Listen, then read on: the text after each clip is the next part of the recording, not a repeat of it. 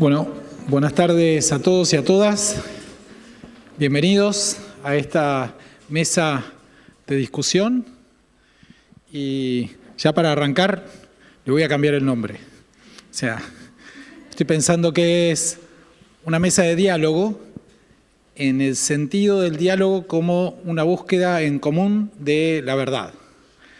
Y estamos enfocando en esta mesa la situación que nos tocó vivir en común con el evento de la inundación del pasado 7 de marzo. Nosotros sabemos que las catástrofes de ese tipo, los desastres, son tragedias. Y como tal la vivimos como comunidad. Sin embargo, en esas mismas tragedias puede haber claves para mejorar nuestra capacidad de enfrentar un ambiente que nos está desafiando cada vez con más frecuencia y con más intensidad, que nos ofrece dificultades que exceden cualquier expectativa que hayamos tenido al momento de aprender lo que hoy sabemos. Se nos queman los libros, como se dice normalmente. Los recursos que creíamos que eran adecuados, por más que siempre sentimos que nos faltan, ni siquiera lo que tenemos lo podemos aplicar de la forma que querríamos porque la situación nos excede. Pero yo creo que aún en esas circunstancias, si algo se puede hacer es aprender de lo que pasa. O al revés, creo que lo único que no deberíamos hacer es no aprender nada. Y por eso digo que esto se trata de un diálogo y por eso la expectativa con esta mesa no es agotar en absoluto el aprendizaje. Esto viene desde una visión humilde de que es apenas una instancia de compartir las visiones respecto del evento, enfocado en este caso, en esta mesa particular, en la fase aguda del problema. Digámoslo en términos simples, hasta que bajó el agua, o por lo menos que el agua bajó de la mayoría del área de la ciudad, porque hubo gente que la fase aguda la vivió durante muchos días. ¿Qué no es este espacio? No pretendemos con este espacio, primero lo que acabo de decir, agotar ningún diagnóstico, sino apenas poner ideas en común. No está planteado en ningún punto como una interpelación de ningún tipo, porque parto desde mi visión como coordinador de la mesa de dos convicciones. La primera es que nuestros conciudadanos que tuvieron que intervenir en ese momento hicieron todo lo que pudieron. Esa es la sensación que tengo y la sensación que me transmite la gente con la que hablo todo el tiempo. Mis amigos, mi familia, mis vecinos. Y la segunda es que casi todos seguramente también quisieron hacer más de lo que pudieron. En un escenario, de nuevo, que excedía las posibilidades de acción. Así que cuando yo hablé con quienes van a hacer las presentaciones hoy, les planteé 3 preguntas para iniciar este diálogo. La primera es, desde sus instituciones, ¿qué fue lo que les tocó hacer en ese momento? Cuando nos dimos cuenta que lo que estaba pasando era algo inédito. O incluso en los momentos previos, porque muchos de ellos, si no todos, estaban alerta con anterioridad a que cayera la primera gota de lluvia. ¿Y qué se hizo, digamos? Segundo, ¿qué se hubiera querido hacer desde cada institución y no se pudo hacer? ¿Qué aspectos de las tareas que hubiéramos querido cumplir no se pudieron implementar porque la situación excedió las posibilidades? Y la tercera pregunta es, ¿qué haríamos distinto si esto volviera a pasar? Y esta última pregunta va en dirección de las lecciones aprendidas, que como objetivo de esta mesa, lo que estamos buscando es tener una lista de lecciones aprendidas, de aspectos que creemos que debemos tener en cuenta frente a este escenario en el que lo extraordinario por ahí se va a volver corriente, o por lo menos más frecuente. No voy a hablar más, voy a presentar a quienes me acompañan en la mesa y que van a hacer cada una de ellas una presentación. En aquel extremo de la mesa está Walter Cuñé, que es el jefe del cuartel de bomberos de Bahía Blanca, subcomisario Walter Cuñé. Federico Bugatti, el secretario de Salud de la Municipalidad de Bahía Blanca. El mayor Gonzalo Cuello, que es el jefe de División Organización y Planes de la División de Ejército Tercero, que además nos acompañan el jefe de Estado Mayor de la división, el coronel Néstor Medina, y el segundo jefe de inteligencia del batallón 181, ¿es correcto? Perdón, que está acá, que es el mayor Sebastián Sánchez. Sebastián. Y finalmente tenemos al director de Defensa Civil de la Provincia de Buenos Aires, en esta punta, a Fabián García. Así que les agradezco a todos. Como les decía cuando hablamos previamente, nuestra idea es, por supuesto, recibir la perspectiva institucional, pero también la visión de experiencia de primera mano de quienes estuvieron ese día enfrentando este problema.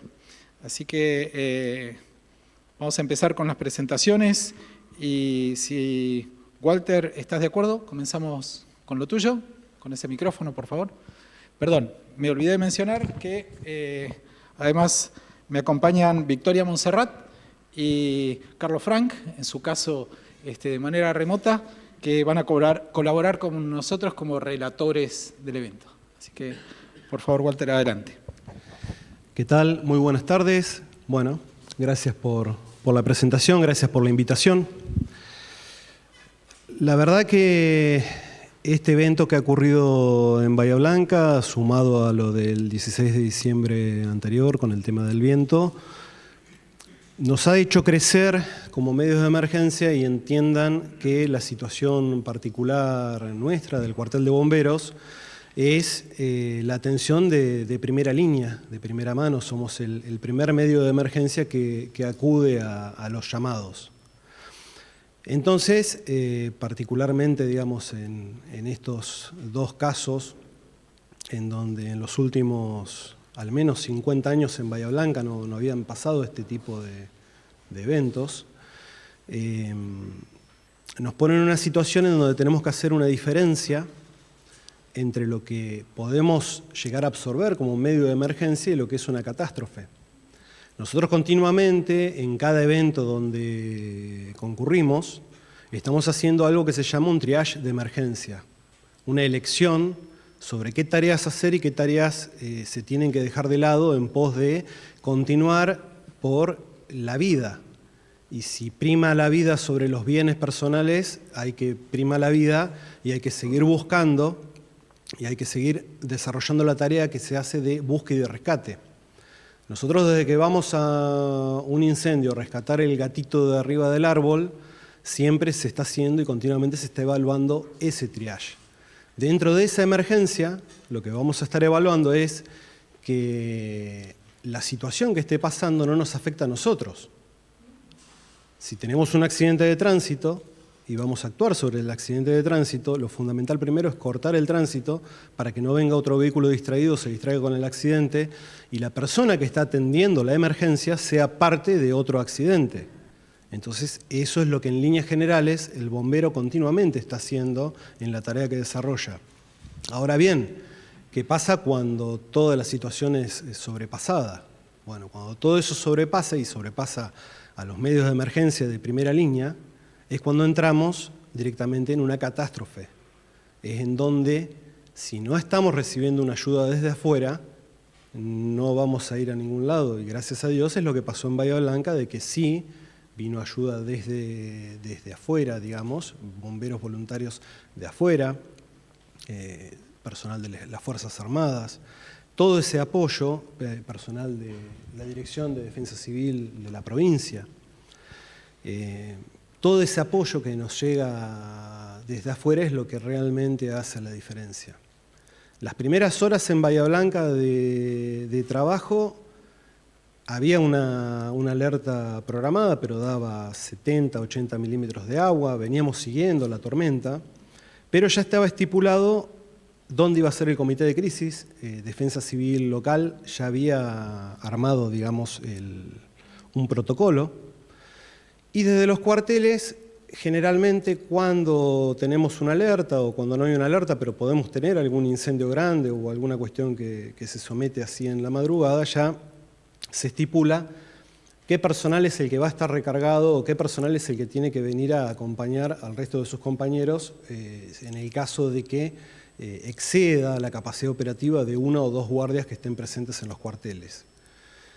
En este caso acá, como pasó también con toda la policía de la provincia de Buenos Aires, acá en Bahía Blanca, como los enfermeros, como los médicos, todos los bomberos nuestros, cuando vieron ya que se cortaron las comunicaciones, que se cortaron toda la situación, acudieron a los cuarteles y aquellos que no pudieron acudir pescaron al camión de bomberos que venía al pasar y se incorporaron, también dejando su familia, dejando su casa inundada, dejando todo de lado, para brindar a la ciudadanía todo lo que se podía. Eso se hizo en las primeras horas. Las primeras tareas que se realizaron desde el comité de crisis que estaba operando en la terminal de ómnibus, cuando ya la lluvia empezó a ser más copiosa y se empezó a evacuar el barrio Villa Rosario de Bahía Blanca. Esas fueron las primeras tareas, pero el fenómeno de la inundación o el fenómeno de emergencia y catástrofe se fue trasladando y no se dio en Bahía Blanca todo al mismo tiempo. Tuvimos esas primeras intervenciones en Villa Rosario y luego Villa Mitre se encontraba inundado y luego llegó el agua a Cerri y un poco más tarde Ingeniero Guay. Eso, gracias a Dios, nos dio una posibilidad de ir distribuyendo tareas e ir haciendo este triage de emergencia y evaluando que en algunos lugares la gente estaba teniendo pérdidas materiales, es verdad, pero en otro lado estábamos haciendo evacuaciones fundamentales que si no iba a terminar en la muerte de las personas. Entonces, básicamente la tarea se fue desarrollando así, con el correr del tiempo empezaron a llegar este apoyo que les digo que es tan fundamental desde otros lados, ¿sí?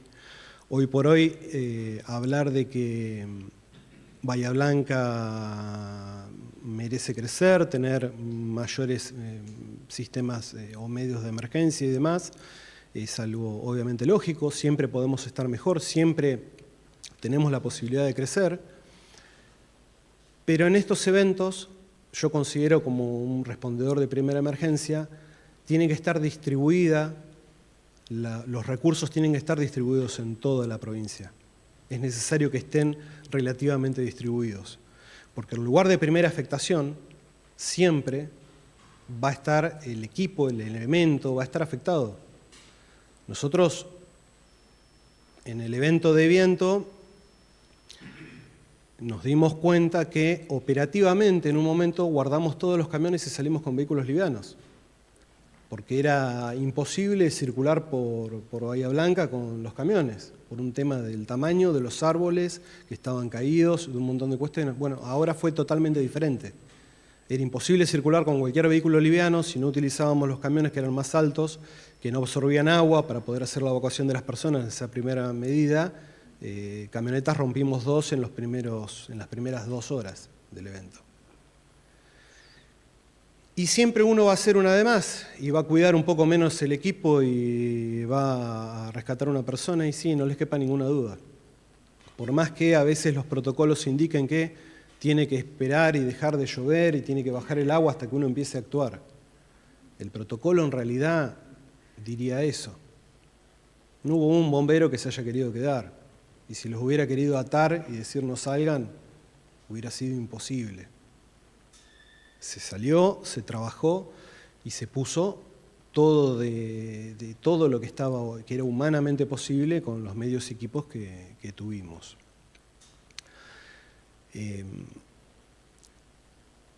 En cuanto a las tareas, para que ustedes se den una idea, Bahía Blanca tiene un promedio de 2, 3 salidas diarias de diferente índole. Graves, que se puede considerar grave el incendio de una casa o demás, 1 a la semana, 2 a la semana. Y por ahí cuando yo les digo esto, van a decir, qué raro, ¿cómo llama la atención? Sí, les llamaría la atención como la cantidad de eventos, digamos, a los cuales continuamente estamos yendo, ¿sí? Sacando por fuera lo que es colaboración y demás. Acá estamos hablando que para estos eventos en promedio se atendieron 130, 140 llamados por día, que después siguió durante los siguientes 14 días, que la cuestión no terminó. ¿Por qué? Porque había una casa que estaba a punto de caerse, porque el cielo raso que estaba afectado se podía llegar a caer y estábamos hablando de un geriátrico, entonces había que hacer la evacuación de esas personas. Y no fue solamente lo que subió el agua y lo que se fue, lo que dejó, sino que también tuvimos todo ese tipo de tarea o las instalaciones eléctricas afectadas que originaron incendios después. Fue increíble, pero en pleno temporal y en plena lluvia hubo el incendio de una casa. Y toda esta tarea extra que hace la evacuación de las personas, que hace a la tarea de todo eso, no influye en que la guardia de incendio, que está para apagar fundamentalmente incendios, más allá de otras tareas que se hacen y rescates, no tengan otro evento. Y en plena lluvia un incendio de una vivienda. Y hubo que llegar, obviamente, mucho más tarde de lo que se hubiera querido. Se trabajó, se evitó la propagación a la vivienda lindera, pero con la situación como estaban las calles y todo, no era el escenario ideal de tener el incendio justamente en una inundación. ¿Por qué es fundamental este apoyo y esta ayuda de los medios externos? Por esto mismo que les comento y les explico. Los eventos pueden seguir pasando, los accidentes pueden seguir pasando, y las guardias de incendio y los cuarteles de bomberos que están trabajando, que están abocados a eso, lo otro es una tarea externa, es una tarea extra. Gracias a Dios, toda la Superintendencia de Seguridad Siniestral, con sus recursos, que es desde donde yo dependo de la provincia de Buenos Aires, bomberos voluntarios, defensa civil, llegaron con ese apoyo tan importante que necesitábamos, y entonces el personal pudo abocarse a las tareas diarias en el cuartel, dejando una guardia de incendios solamente para eso, para que esté resguardada, siga resguardada la ciudadanía, y pos esa situación afectar a toda esa gente que vino a la localidad de General Daniel Serri, que fue la última y la más afectada, digamos, en condiciones de que no se sabía todavía qué es lo que estaba pasando. Esto les estoy comentando que en el transcurso de horas. En 6 horas, 7 horas, gente que venía de todos los cuarteles de la policía de la provincia de Buenos Aires y bomberos voluntarios ya habían desembarcado acá en Bahía Blanca. Así que ese apoyo fundamental nos dio a nosotros como cuartel de bomberos Bahía Blanca la tranquilidad de poder delegar muchas de esas tareas en esa gente que venía de afuera y continuar con las tareas cotidianas y atender a nuestros vecinos acá en el casco urbano de Bahía Blanca y no tener que movilizarnos nosotros a Cerri a hacer ese apoyo y dar ese apoyo a Cerri, porque lógicamente el cuartel de bomberos voluntarios de Cerri estaba totalmente inundado y estaba afectado también, su movilidad estaba afectada. Entonces, en ese contexto, nosotros teníamos que brindar ese primer apoyo. Bueno, ese primer apoyo, gracias a Dios, fue logrado por el apoyo de toda la provincia que desembarcó en Bahía Blanca. En cuanto a la otra pregunta que habías hecho, hacer un análisis sobre qué más hubiéramos querido hacer.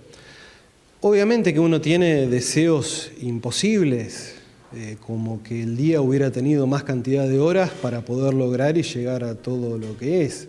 Creo que en esta situación, esta cuestión del triage de emergencia que hacemos continuamente, es algo que nos deja ese sinsabor de aquella persona a la cual le tuvimos que decir, discúlpame, pero en esto no te lo puedo atender ahora en este momento. Este durlo que a vos te parece que se te va a caer porque se te inundó la canaleta, no le puedo dar prioridad, no te va a hacer nada. Originalmente en otro momento hubiéramos estado atrás de ese durlo para descolgárselo completo, pero tengo que seguir porque tengo que atender, porque hay una evacuación que hacer y esa persona está necesitando ser evacuada porque corre en riesgo su vida. Entonces, son esos sinsabores de haberle tenido que decir a mucha gente en ese primer inicio de la emergencia que cuando uno se lo explica, en el momento es un problema para esa persona que vive en esa casa, pero automáticamente te dice, yo pensé que no iban ni a venir. O sea, está bien, te agradezco, no pasa nada.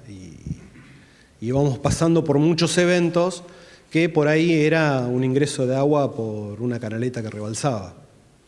En un principio, obviamente, mucha gente llama al medio de emergencia y queda el llamado registrado porque dice, se me viene la casa abajo. Y en realidad es agua que ingresa por la canaleta. Bueno, eso por ahí es el sinsabor que uno tiene. Cuando finalizaron las tareas que después, luego de que el agua se retiró o bajó la intensidad y quedan todas estas otras tareas de casas que se pueden todavía venir abajo, que se encuentran comprometidas, lugares que seguir evacuando y demás, también teníamos en Bahía Blanca la búsqueda y rescate de todas las personas que estaban siendo denunciadas como desaparecidas durante el evento, ¿sí? A los 6-7 días, más o menos, aún nos quedaban 2 personas por buscar, que eran las menores Hecker, que salió en todos los medios y fue de público conocimiento. Nosotros desde Bahía Blanca y también con el apoyo de la provincia y demás, nuestras tareas y nuestras labores con respecto a eso, recién el 25 o 26 de abril, dimos con los restos de la última menor, en una búsqueda que se realizó y que no tuvo desde el 7 hasta el 26-27 de abril, no tuvo freno, no paramos en ningún momento de buscar. Se hizo toda una tarea coordinada que tuvo excelentes resultados. Entonces, excelentes resultados que no tiene nada bueno encontrar restos de un cuerpo humano. Vamos a una realidad. Uno tiene una suerte de orgullo de la tarea realizada, pero una tristeza que envuelve a cada uno de los bomberos porque se encuentra con restos de una persona que engloba un sobrino, engloba un hijo, engloba un montón de cuestiones. Entonces, la sensibilidad de cada uno de los bomberos fue lo que hizo también que esta búsqueda no cesara, porque se fue más allá de todo protocolo, más allá de todo. Y nosotros teníamos esa fuerza de querer llevar tranquilidad a esa familia. Gracias a Dios, ella misma quiso que se la encuentre y así fue. Tuvimos esa suerte. Más allá de que sé que hubo un trabajo con mapas, con mediciones, con gente del Instituto Oceanográfico, gente de Defensa Civil de la provincia que desencadenó con todo, gente de riesgos especiales que estuvo en el medio de la ría con el barro hasta acá todos los días en esa búsqueda. Y hubo un esfuerzo enorme para llevar tranquilidad a esa familia, pero no deja de decir uno, suerte que pudimos encontrarla, porque realmente era una tarea que en otro lado no se realiza. Vino un especialista en búsqueda de España y es el día de hoy y esto obedece a una de los últimos interrogantes, que era ¿qué se saca de bueno de todo esto? Y es esta interrelación, esta cuestión de interfuerza, esta relación con los demás actores de la emergencia, esta cuestión de estar más coordinados, de directamente tener el teléfono y la problemática con la tarea con el Ejército, con las Fuerzas Armadas, que el jefe de cuartel de Bomberos Bahía Blanca en un comité de crisis haya tenido relación con todas las demás fuerzas, en el cual ya tenemos los teléfonos y pasa alguna cuestión, che, este medio, este equipo, bueno, eso nos permitió llegar a encontrar a la última menor. Esa tarea coordinada, este hombre que vino de España dice, los protocolos son 15 días de búsqueda y ya está. Esta persona especialista en búsqueda nos termina felicitando desde España por la tarea realizada. Y todo eso es lo que lleva al orgullo de decir, bueno, no se trabajó mal. Obviamente que siempre está el deseo de mejorar y de haber querido realizar una tarea mejor, pero sé también del compromiso, puertas adentro de Bahía Blanca, del Ejecutivo de Bahía Blanca, de la provincia de Buenos Aires, sobre todos los esfuerzos que se están haciendo para que Bahía Blanca resurja, y sobre este tema, a la vista está, por algo estamos sentados todos hoy aquí, si no, esta situación no se daría, si no habría un interés real para que tener una respuesta mejor a próximos eventos. Para finalizar, yo por ahí lo que les quiero dejar es esta situación de esta diferencia entre lo que es emergencia y lo que es una catástrofe.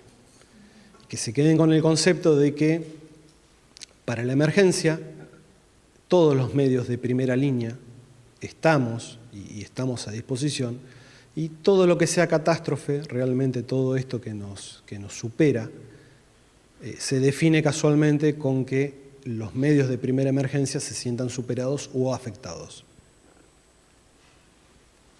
Esto no hay ninguna duda de que para Bahía Blanca fue una catástrofe. ¿Alguna pregunta? Estoy abierto a que debatamos, a que hablamos, si quieren hacer el debate después. Sí, yo voy a pedir un aplauso para la presentación de Walter. Muchas gracias.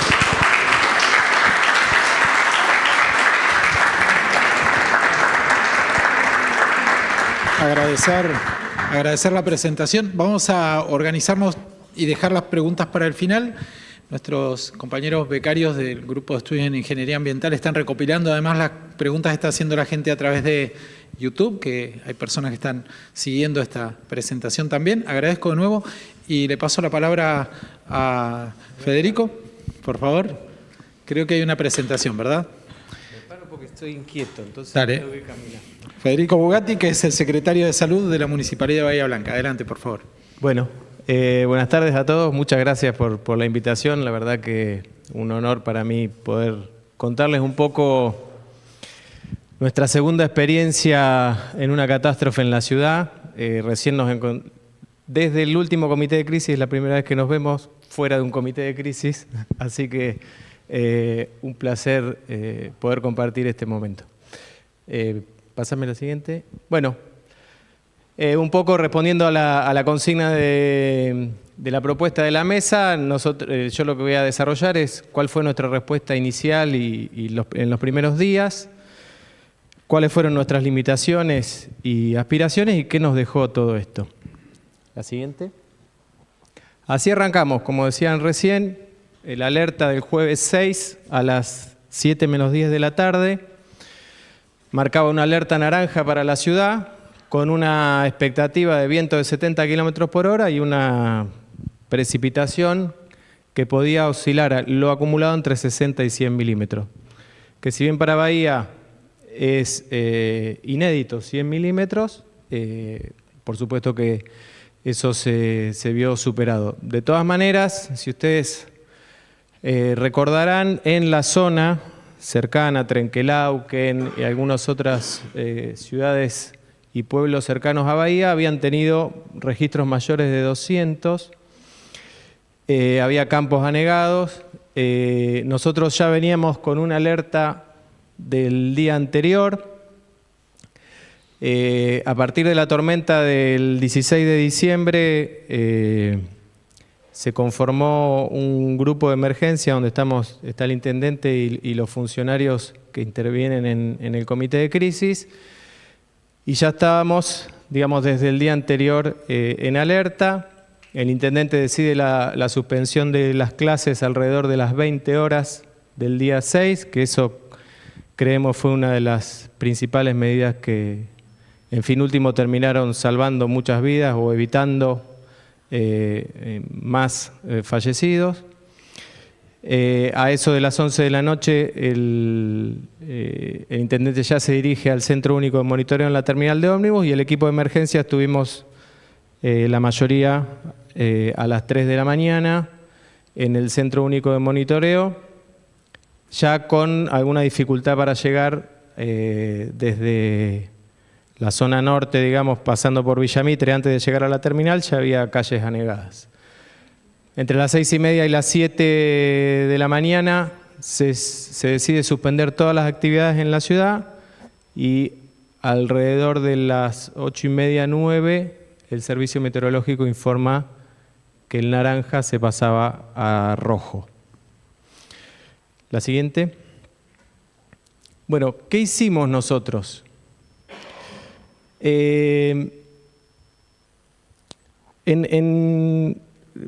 Cuando me hicieron la propuesta de venir a la mesa, durante la catástrofe nosotros hicimos una especie de bitácora de diario y desprolijo, ¿no? Porque era en ese contexto. Y tenemos varios registros y después también empecé a revisar mi teléfono y les voy a mostrar un par de capturas de pantalla de mi WhatsApp para que se grafique. Me parece que está bueno cómo nos pudimos organizar en ese momento. Lo que nosotros primero, digamos, la primera emergencia concreta que tuvimos fue la evacuación del Hospital Pena con 2 servicios que fundamentalmente se vieron afectados, que era la neonatología y la terapia intensiva de adultos. Había 4 pacientes en la terapia intensiva de adultos, respirados, y creo que eran entre 7 a 9 bebés.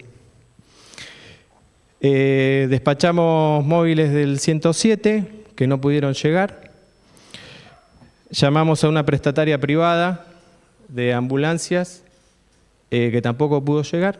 Paralelamente llamamos al ejército y finalmente esos pacientes se terminaron trasladando con camiones del ejército que fueron los únicos que pudieron llegar.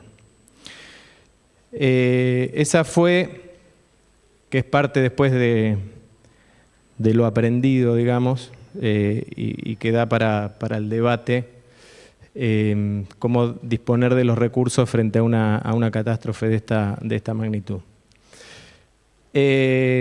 Paralelamente a eso, cuando nosotros nos enteramos de la inundación y evacuación del Pena, teníamos, digamos, uno de los principales efectores de salud de segundo nivel fuera de servicio. Después el privado del sur nos informa que también se ve afectado toda la planta baja, que afortunadamente ahí no hay pacientes internados, sino están en el primer piso. O sea, de los hospitales de Bahía ya teníamos 2 hospitales menos, y nuestros equipos, en lo referente a lo que es la Secretaría de Salud, breve resumen, nosotros tenemos 43 unidades sanitarias y centros de salud, 3 con guardia permanente, que es White, Cerri y Cabildo, 2 de 3 knockout. White, nosotros hasta el mediodía que no llegó el agua a la localidad, digamos, a la parte del casco histórico, pero al hospitalito llegó antes, lo tuvimos que evacuar antes. Esos 2 centros de salud son los que a la hora que había que evacuar estaban con personal y estaban con pacientes, los otros estaban cerrados porque abren a las 8 de la mañana, y teníamos desplegados nuestros equipos de coordinadores en la búsqueda de tratar de llegar a los centros de salud más grandes para poder garantizar la asistencia sanitaria. Eso es lo que activamos, digamos, que es el Comité de Crisis de Salud, que es por fuera del Comité de Crisis General. Nosotros, la ciudad está dividida en 11 áreas programáticas con 11 responsables técnicos, que son nuestros equipos de gestión, los convocamos y nos pusimos a organizar la respuesta sanitaria. Paralelo a eso nos juntamos con todos los directores de los hospitales. Empezamos a pensar cómo tenía que ser nuestra vigilancia epidemiológica y a recabar información de lo que es las consecuencias inmediatas de una inundación en una ciudad. Afortunadamente tuvimos colaboración de muchos municipios que tienen cierto ejercicio, lamentablemente, en recibir inundaciones y tienen manuales epidemiológicos de qué esperar, así que nos pusimos a trabajar en eso. Y ya, esto entre el domingo y el lunes, empezamos a pensar y desplegar con la capacidad operativa que teníamos, que ahora les voy a mostrar en otra diapositiva cómo lo fuimos armando, ya sea en los centros de salud que podíamos o con móviles, unidades sanitarias móviles que nos acercó provincia el mismo viernes, que fueron 3, más postas sanitarias que armábamos nosotros con gazebos en distintos sectores de la ciudad, respuesta sanitaria. En un primer momento todo lo que es referido a salud mental es en la contención de los familiares de las víctimas fatales y de parte del equipo que por ahí asiste en esa circunstancia, ya sea con el hallazgo del cuerpo o en la comunicación a los familiares, y pensar toda la respuesta de salud mental. Dejamos una guardia en el Palacio Municipal para recibir asistencia ahí y después desplegamos en territorio. La otra parte que nos pusimos a trabajar es cómo comunicábamos a la sociedad algunas cuestiones que tenían que ver con prevención de ciertos riesgos que hay, fundamentalmente cuando baja el agua en los procesos de limpieza de las casas y qué cuidados había que tener. Y el otro capítulo que nos toca también en la Secretaría, que es todo lo referente a veterinaria y zoonosis. Bueno, hubo muchos muchas mascotas que se perdieron en la inundación, pero también hubo muchos accidentes de mordedura, muchas mascotas perdidas y eso también y con heridas que también hubo que organizarlo. Pasa a la siguiente. Estos son este es mi teléfono. Y lo traje porque quería graficar dos cosas. Esto es 6 menos 20 de la mañana, que nos informan que en Villa Caracol se estaba armando un centro de evacuados espontáneo. Y yo a las 6 de la mañana pido un colectivo que tenemos destinado para actividades comunitarias para que tenerlo disponible para evacuar gente, porque sabíamos a esa altura que íbamos a necesitar todos los recursos posibles para poder evacuar gente. El colectivo no llegó a la terminal porque quedó ahí en Chiclana antes de llegar a las vías, en Bahía Automotores, lo tapó el agua. Y las dos chicas de abajo son dos profesionales que llegaron a Favaloro a ver cómo estaba. Estos ven es entre las 6 menos 20 y las 7 de la mañana. Y esto es un intento de comunicación con White. Entre las 9 de la mañana, bueno, la red no andaba, algo agarraba WhatsApp, pero la mayoría de los llamados eran sin respuesta porque no nos podíamos comunicar. Un poco yo lo traje esto, digamos, una de las principales, por dos cosas. Uno, la disposición de nuestros medios, que es una de las cosas que revisamos y estamos revisando de cómo proceder en ese sentido. Y lo otro, la comunicación. La comunicación fue un severísimo problema para organizar la respuesta. Ya a partir de lunes a la tarde, martes, tuvimos los handy y ahí nos pudimos comunicar mejor. Pero las primeras 48 horas fue realmente un problema. Pasá a la siguiente. Eso es un video. Pasalo, va despacio. Es cómo armamos nosotros nuestro recursero de personal. Dale play ahí, sí. También nuestros trabajadores se inundaron. Entonces, nosotros tenemos 537 empleados. Teníamos 289. Entonces, hicimos la distribución que teníamos por área, en qué especialidad.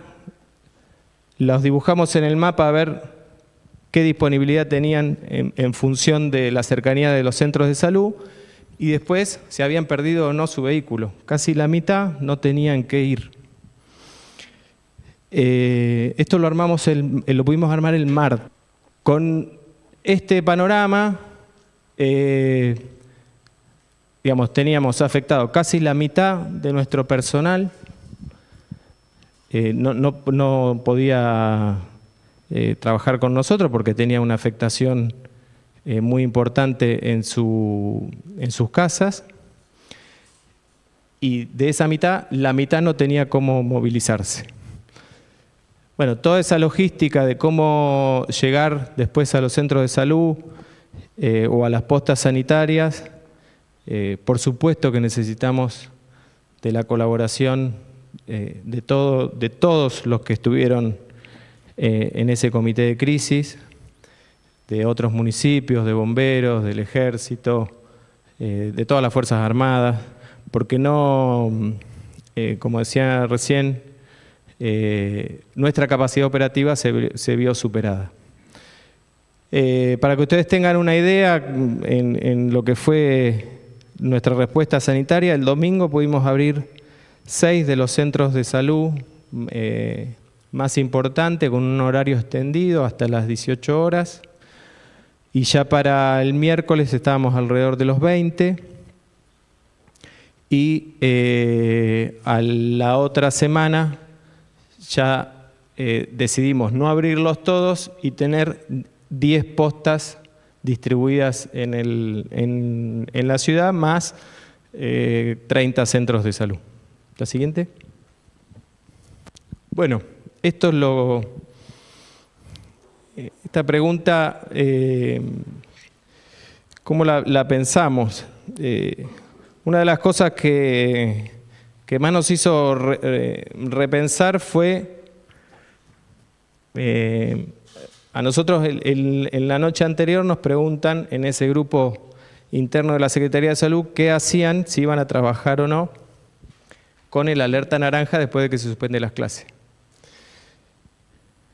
La primera respuesta fue que sí, que cada uno vaya a su lugar de trabajo. ¿Sí? Cuando yo, como responsable de la Secretaría, entre las 3 de la mañana que estoy en el comité de crisis y las 7, cambia lo que es el panorama de la ciudad, empezamos a resguardar a nuestros equipos para que no se movilicen porque los íbamos a poner en riesgo, que esperen a que pase, a que pare, y después íbamos a ver con qué contábamos. Pero lo que sí todavía es un análisis que tenemos que hacer bien, es cómo nos preparamos y cómo desplegamos de la manera más segura y eficiente los recursos disponibles, que sabemos que van a ser insuficientes porque es una catástrofe que nos va a superar, pero nosotros perdimos 4 ambulancias y el colectivo, porque se quedaron abajo del agua. O sea, nuestra capacidad de respuesta para el después ya estaba reducida por ese primer intento de evacuación del Hospital Pena. Lo otro que pensamos es si, por supuesto, si el alerta es lo suficientemente anticipado, si uno pudiera hacer evacuaciones preventivas en gente con discapacidad, en geriátricos. La mayoría de los fallecidos fueron adentro de un geriátrico. Creemos que es una cuestión a evaluar y a protocolizar, y entendemos que es preferible hacer una evacuación de más que lamentar 5, 6, 8 víctimas en un geriátrico como nos terminó sucediendo. El otro tema es la protocolización y coordinación de los centros de evacuados. Sucedieron 2 cosas. Hubo centros de evacuados formales e informales. La gente se empezó como a juntar en lugares referenciados comunitariamente. Por ejemplo, en White, en un primer momento fueron al club comercial. Cuando se inunda comercial, ahí algunos van a Ferro White y otros van a la escuela. Y que eran lugares que no estaban preparados como centros de evacuados. Digamos, todo eso en el que aprendimos forma parte justamente de un proceso que estamos trabajando en modificar. Y lo otro es que la ayuda externa fue extraordinaria, en algún punto difícil de organizar por exceso de voluntarismo y poca organicidad, digamos. Entonces, ¿qué hubiésemos? Por ejemplo, nosotros nos encontrábamos con ambulancias de otra provincia, pero que no se reportaban con nosotros, entonces ayudaban, pero como desenganchados del proceso que estábamos trabajando nosotros. Uno lo valora, lo agradece, pero es una cuestión que me parece que tiene que estar sistematizada, que aquel que viene a colaborar en una catástrofe es decir, bueno, mirá, es esto, tenés que entrar por acá, tenés que reportarte a y tenés que hacer lo que te van a indicar que hagas. La siguiente. Bueno, ¿qué aprendimos? Nosotros, si bien veníamos trabajando en la elaboración del plan de respuesta a la emergencia en la ciudad,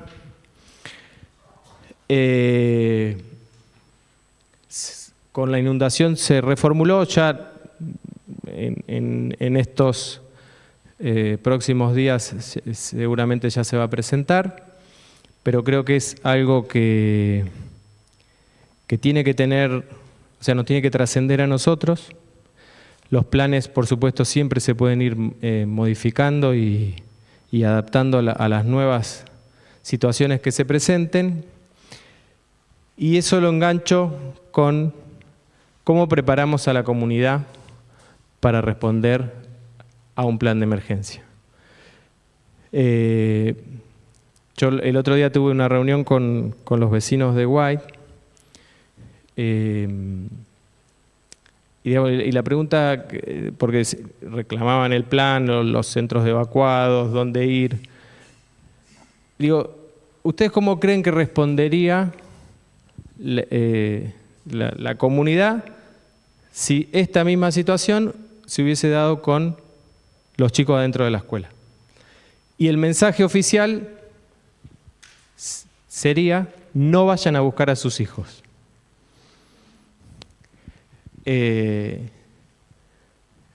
Es algo que nos debemos, un debate que nos debemos. Digamos, cómo confiar, entre comillas, a una orden que da un ente, en este caso puede ser el Estado municipal o el Estado provincial, que le dice al ciudadano: quédese, nosotros evacuamos, y vos tenés que quedarte en tu casa confiando en que eso suceda, porque te vas a poner en riesgo vos, seguramente vas a poner en riesgo a quien querés ir a buscar, y vas a entorpecer el despliegue de las fuerzas de ayuda.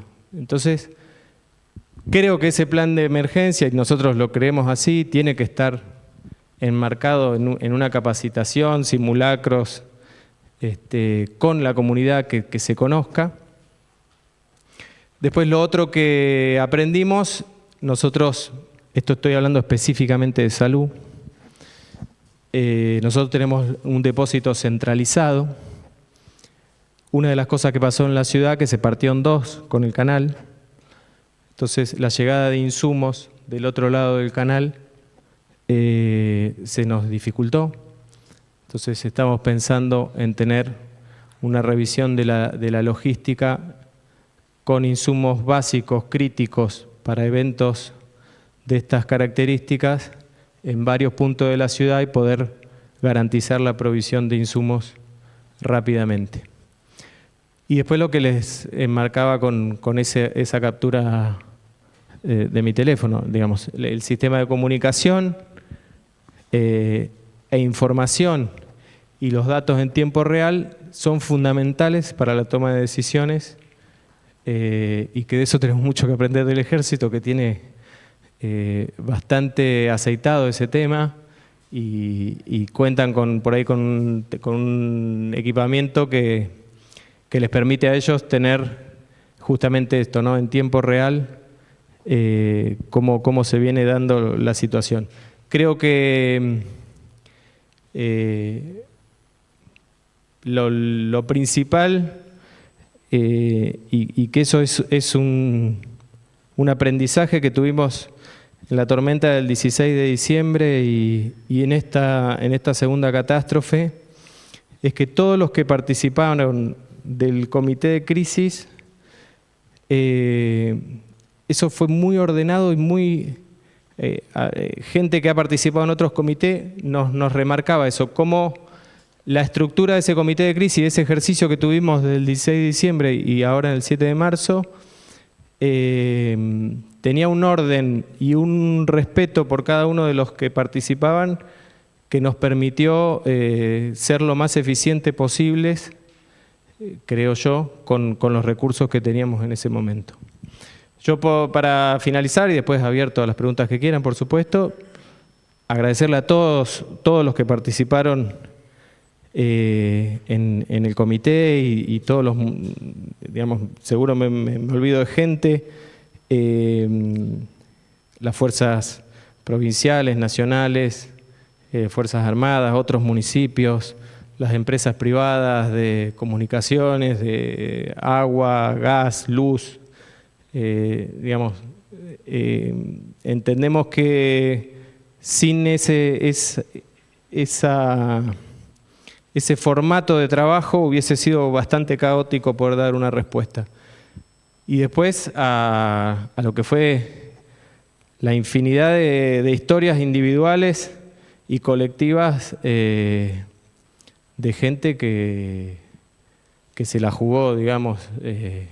Después uno va recorriendo, recabando historias de cómo se rescataron personas gracias a la ayuda entre vecinos y se acogieron en situaciones, seguramente lo han leído, pero en una casa de Cerri había como 60 personas en un primer piso. Digamos que eso no pasa en todos lados. Y lo otro para remarcar, Bahía, salvo excepciones muy puntuales, mantuvo el orden en cuanto a lo que es la seguridad. No tuvimos situaciones de saqueo, con 4 o 5 noches totales sin energía en toda la ciudad, y no pasa eso habitualmente en una catástrofe de esta magnitud. Así que un agradecimiento a los ciudadanos bahienses. Gracias.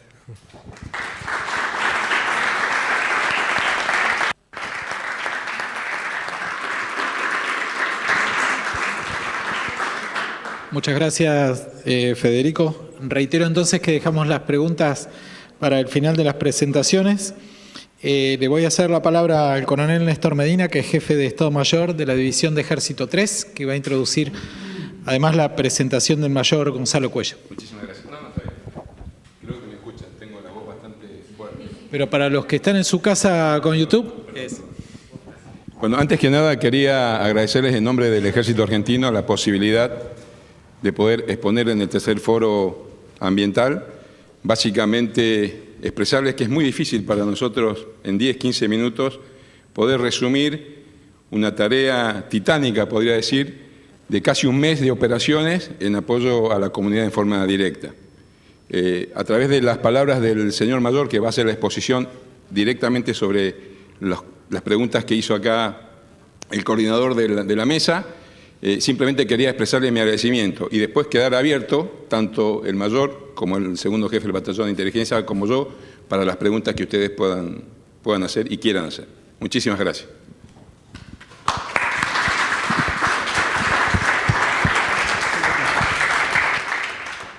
Bueno, ante todo, buenas tardes.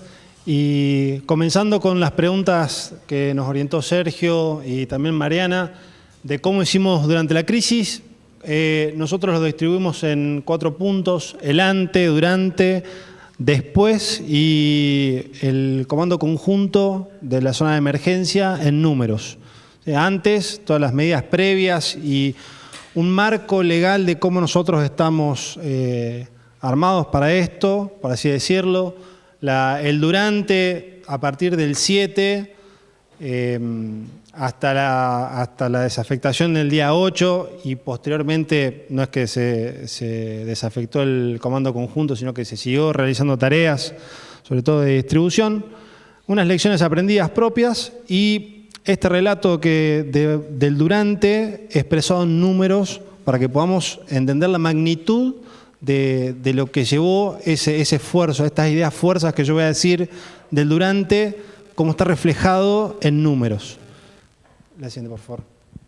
Marco legal, nosotros nos encontramos amparados en la Ley de Defensa Nacional. En ese momento, hasta el 7, estaba el Sistema Nacional de Gestión Integral de Riesgos y Protección Civil. Y nosotros tenemos la misión subsidiaria, el Ejército tiene misiones subsidiarias, una de ellas es el apoyo a la comunidad, la cual nos permite contemplar unidades militares de respuesta a la emergencia, diferentes grupos, los cuales nos da el pie para hacer ejercitaciones de respuesta a la emergencia, no solamente en el momento, sino que todos los años se conforman estos grupos, tanto de medios materiales y personales, y se trabajan en esos 3 puntos: prevención, crisis y poscrisis. La prevención es la práctica.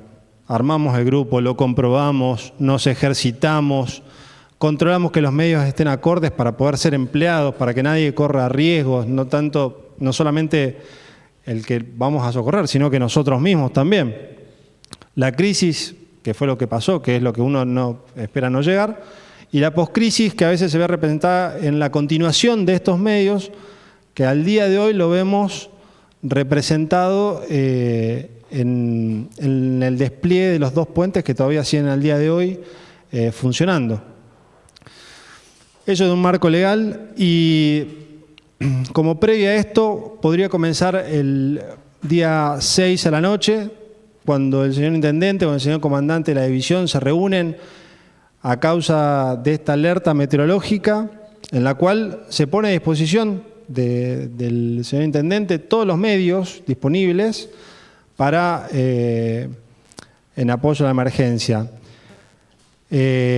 Más allá de los medios, también se contaba con alojamientos para evacuados, aproximadamente 80 personas que se podían evacuar en el batallón de comunicaciones en un primer inicio, en una respuesta al primer inicio de toda la crisis. Y esto tiene que ser entendido también como una ecuación en la cual está compuesta de tiempo, espacio y poder de afectación. Ese poder de afectación que también se le transmitió es: yo tengo ciertos medios acá, pero en el caso de que se escalone la crisis que se vivió, se van a poder solicitar medios, pero esos medios van a tener un tiempo. Los primeros, que fueron los que creo que vieron todos, son los camiones, esos camiones grandes, los oscos grandes. Entonces, tiempo, espacio y poder de afectación. Yo quiero afectar otros medios más, tengo un tiempo y un espacio el cual me va a llevar. Esos vinieron desde Pigüé, tardaron 6 horas en llegar, la preparación de la gente que va a venir con esos vehículos, que fue el primer paso después de que los medios de acá se necesitaban más medios para la emergencia. La siguiente, por favor. Durante la presentación del personal, como dijo en un principio bomberos, que también vivimos lo mismo. O sea, si bien estaba preparado y estaba listado el grupo de apoyo inmediato a la comunidad, el 40-45% del personal no pudo llegar en ese momento. Y al ver que cada vez iba escalonándose de manera negativa, se recomendaba no tratar de llegar a la unidad, porque en la desesperación de llegar podía ocasionar otro peligro hacia la persona. Entonces, eso es, en el principio de todo esto, la disponibilidad de personal se vio muy afectada. Con lo que se tenía dentro de la unidad, con lo que pudo llegar, se comenzaron con las actividades de búsqueda y rescate. En ese momento, como dijo el secretario de Salud, es necesario direccionar los esfuerzos y que no cada uno empiece a tratar de obrar por sí mismo, porque se recibían un montón de llamados en ese momento y todos los tratamos de direccionar hacia el COE para que él nos diga a nosotros cuáles son las prioridades que tienen, no nosotros determinarlas, y poder obrar en consecuencia para un mejor empleo de los medios, porque los medios son finitos, siempre van a ser finitos, y hay que tratar de reservarlos lo máximo posible. Más allá de eso, de tratar de direccionar todos los llamados para que puedan ser catalogados, como dijo en el triage el comisario de bomberos, había gente autoevacuada. Uno veía la entrada de la división y veía personas que se autoevacuaban y se presentaban para que las podamos alojar, porque habían perdido ya lo que tenían. Entonces, más allá de tomar nuestros vehículos con el personal, los vehículos 4x4, y poder salir a dar la primera respuesta, se instauró también un sistema de vaivén con los camiones y las camionetas utilitarias para poder trasladar a esa gente desde la entrada hacia el alojamiento en el batallón de comunicaciones, y eso da pie a la evacuación y la atención del hospital militar. Eso hizo que el hospital militar atienda, asista a esa gente que se encontraba evacuada. Pero para tener en cuenta, sobre todo el rango etario de la atención de esa gente, para darle una primera asistencia. No solamente niños, sino también gente mayor, pudo asistirlos de forma positiva, dándoles una primera asistencia. También en esta evacuación, como dijo el secretario de Salud, se utilizaron para el hospital, los camiones, se utilizó también las camionetas tácticas de la compañía de comandos, los semirrígidos en evacuación de personas, en el traslado a los diferentes centros de evacuación que nos iban determinando.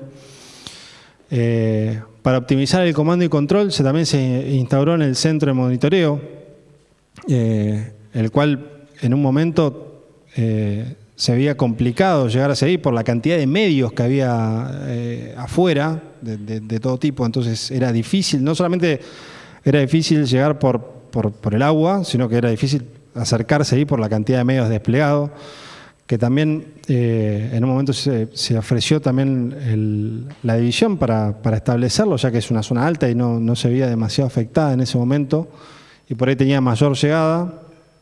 Y en este triángulo de afectación, medios y tiempo, llegan los camiones de la Valpigüe, llegan los módulos logísticos que tenían las duchas, generadores, cocina, otros tipos de atenciones que iban siendo empleados en diferentes puntos donde se lo requería. Por favor, próxima. Creo que todos vieron el apoyo de la compañía de comunicaciones en ese puesto fuera del centro de monitoreo, que facilitaba el enlace satelital y era una facilidad de comunicaciones muy grande y necesaria. Luego el batallón de ingenieros mecanizados 10 de Pigüé y el escuadrón de ingenieros blindado 1 de Olavarría llegaron para disminuir el impacto con la construcción de los puentes y la instalación. También tuvimos de dirección de aviación en empleo, tuvimos 2 helicópteros para hacer reconocimiento, carga y evacuación de ser necesario. Tuvimos el apoyo de vuelos de Hércules, los cuales pudieron transportar carga general y sobre todo, e importante, las 2 plantas potabilizadoras. Luego tuvimos la participación en los 2 trenes solidarios, en el acopio y la distribución de ellos, y el empleo de usos tácticos para ver el estado de los puentes y por disposición judicial para la búsqueda de las menores que se encontraban desaparecidas en ese momento también. Sí, por favor. Como unas lecciones aprendidas nuestras, la adecuada que va de la mano de lo que dijo el secretario de Salud, el comisario de Bomberos, la adecuada y oportuna coordinación entre los comandos municipales, provinciales, de seguridad y fuerzas armadas permitió desarrollar actividades logísticas de apoyo con seguridad y vigilancia y la policía correspondiente. El trabajo interagencial y el apoyo de funcionarios municipales vinculados con la Secretaría de Obras Públicas facilitó el desarrollo de las tareas de los elementos de ingenieros, o sea, en el armado de los puentes, y la seguridad de esos puentes. Y la catástrofe natural de este tipo de magnitud repercute completamente en la organización. Como dijeron, a los bomberos se les dificultó llegar, nosotros teníamos una afectación del 40%, había personas que habían perdido la casa completa y se encontraban al frente de la organización que tenían, igual, dejando de lado por ahí lo personal y preocupándose y ocupándose de lo colectivo. Próximo. Y esto que dije, esas ideas fuerza, se ven plasmadas en números, porque por ahí uno dice, bueno, se movilizaron 6 camiones de Pigüé, se recorrió tanto, se pudo evacuar tanto, pero por ahí para tener la dimensión es bueno verlo y para que después quede también para ser estudiado los números que llevaron a eso, porque es complicado la movilización de todos esos medios para la asistencia, poder coordinarlos y ser empleados de la mejor forma posible. Entonces, personas rescatadas y localizadas dentro por parte del Ejército, fueron 330, autos evacuados que se acercaban a la puerta de la división fueron 255. Ahí están las 2 plantas potabilizadoras con una capacidad de 7.000 litros diarios, el tendido de los puentes, los cuales en ese momento, y se sacó un estimativo de 258 vehículos por hora, vehículos que cruzaban por hora ambos puentes. Entonces, a nosotros mismos nos pasaba que por ahí, me acuerdo que estaba tratando de pasar con una camioneta y la cantidad de gente encolumnada en ese momento era bastante importante, y si uno por ahí no establece las prioridades, está el que tiene que pasar con una urgencia y está el que tiene que pasar porque quiere buscar algo, como decían, che, dejen los chicos en las escuelas, que no es nada fácil. Yo soy padre y me dicen, déjenos en las escuelas, y la verdad no es nada sencillo y son decisiones complicadas, porque, como decía el triage, ¿cómo determino yo y en qué momento me pongo en el zapato de esa persona para poder tomar una decisión complicada? Por favor, la otra. En la descarga de los trenes solidarios se emplearon 17 camiones desde la Vitícola hacia Fisi y Don Pedro. Eso creo que una de las del leitmotiv que teníamos en la división era la transparencia de todo esto. Entonces se utilizaron los GPS, había un manifiesto de carga, acompañados por Prefectura y la Armada, y todo esto a los 27 puntos distribuidos en los diferentes puntos de la ciudad, Cerri e Ingeniero White. ¿Sí? Todo esto traqueado todo el tiempo para llevar una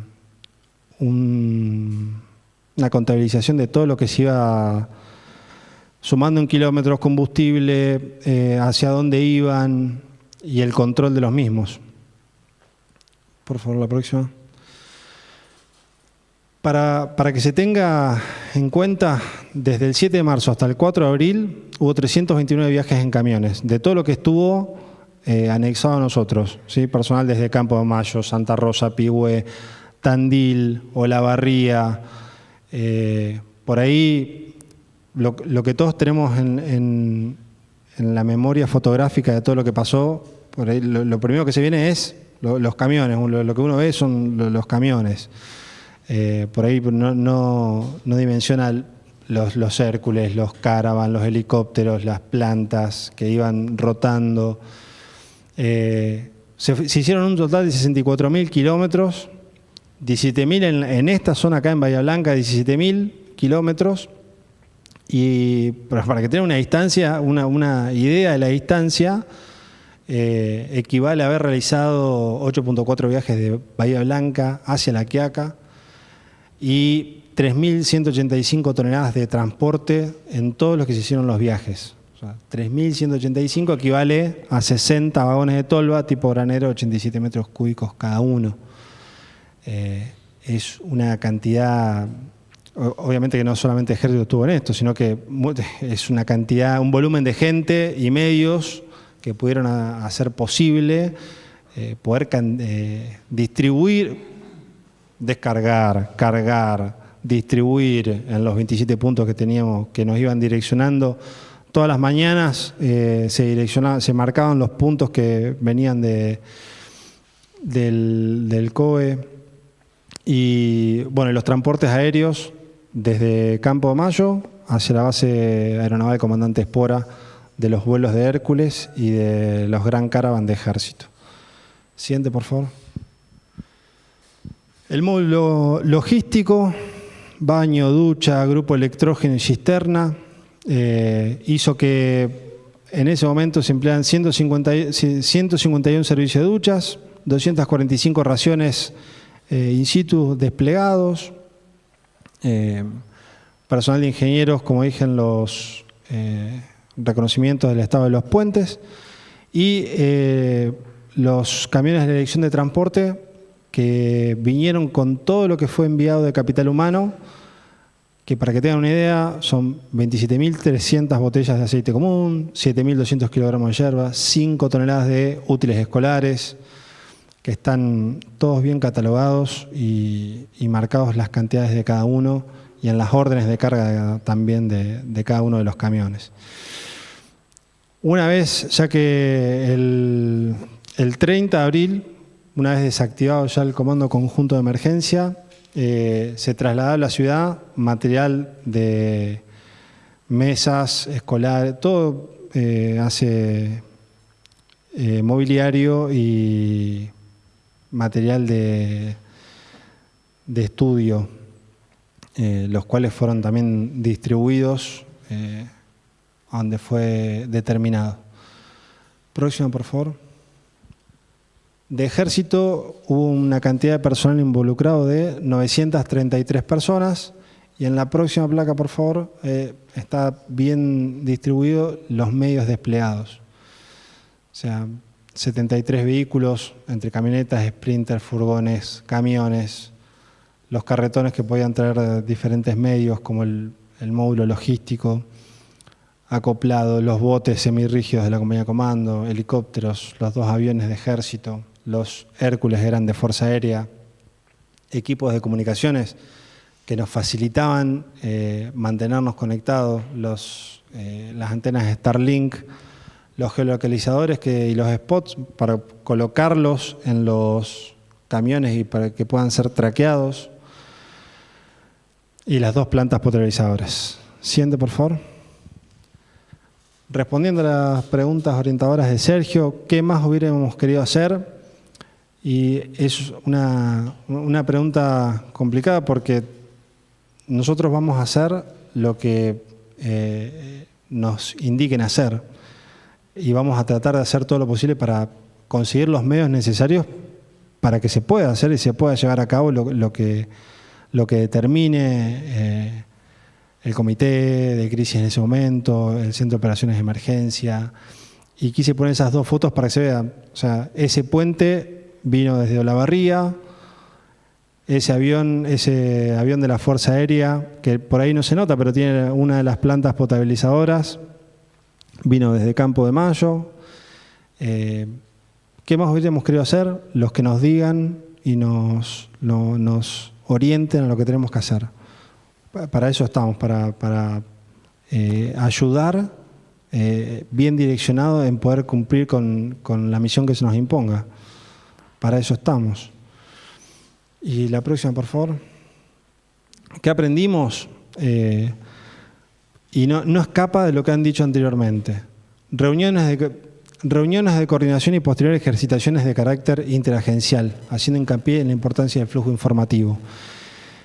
Creo que es importante no solamente hacer un COE, sino un COEI, un Centro de Operaciones de Emergencia interagencial, donde nosotros podamos, creo que una de las cosas más importantes que tanto en el Consejo Deliberante, cuando estuvimos la otra vez y ahora, es vernos las caras y conocernos, poder hablarnos y estamos para poder asistir en todo lo que nos digan que podamos hacer. Y el flujo informativo es importantísimo.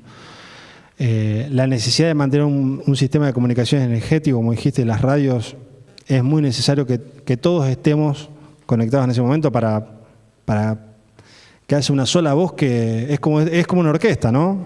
Uno lo tiene que ver como una orquesta. Él está adelante, marca y el resto, porque si no empiezan a haber diferentes y ahí se pierde el esfuerzo mancomunado, no se logra la sinergia y ahí es donde el impacto va a ser muchísimo peor. Y una de las cosas que pudimos observar que el Instituto Geográfico Nacional hizo un vuelo fotogramétrico en el cual la imagen, que lo hizo varios días después, una vez que se pudo realizar, ese tipo de estudio que va sacando fotos por plots, tanto con elementos en el piso como con drones y saca fotos. Por favor, la próxima placa. Por acá no se nota, pero si uno a la imagen, no a la que está en la placa, a la imagen, al archivo le hace zoom, puede obtener muchísima información, sobre todo en tiempo real, para poder, porque creo que todos tenemos en la imagen del CONAE, que con todas las manchas rojas de lo que estaba inundado en ese momento.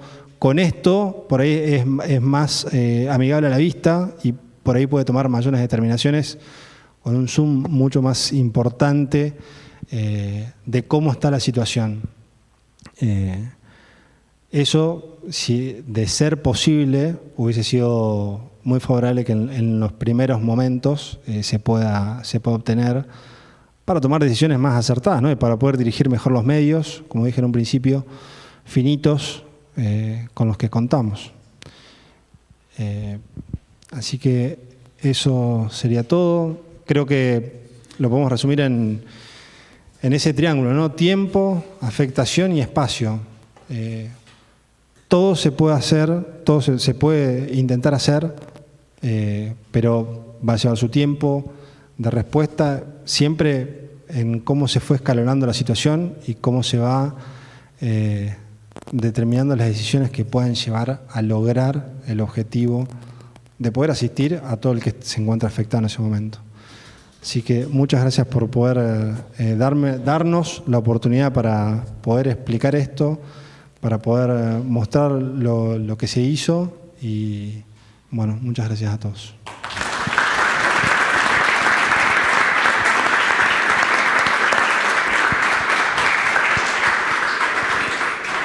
Muchas gracias, Gonzalo. Y para cerrar la ronda de presentaciones, vamos a escuchar a Fabián García, el director de Defensa Civil de la provincia. Adelante, Fabián. Hola. Bueno, muchas gracias a todos, a todas por la invitación. No hice los deberes, Sergio, pero de las preguntas, perdón, pero vamos a tratar de acomodarlas, ¿no?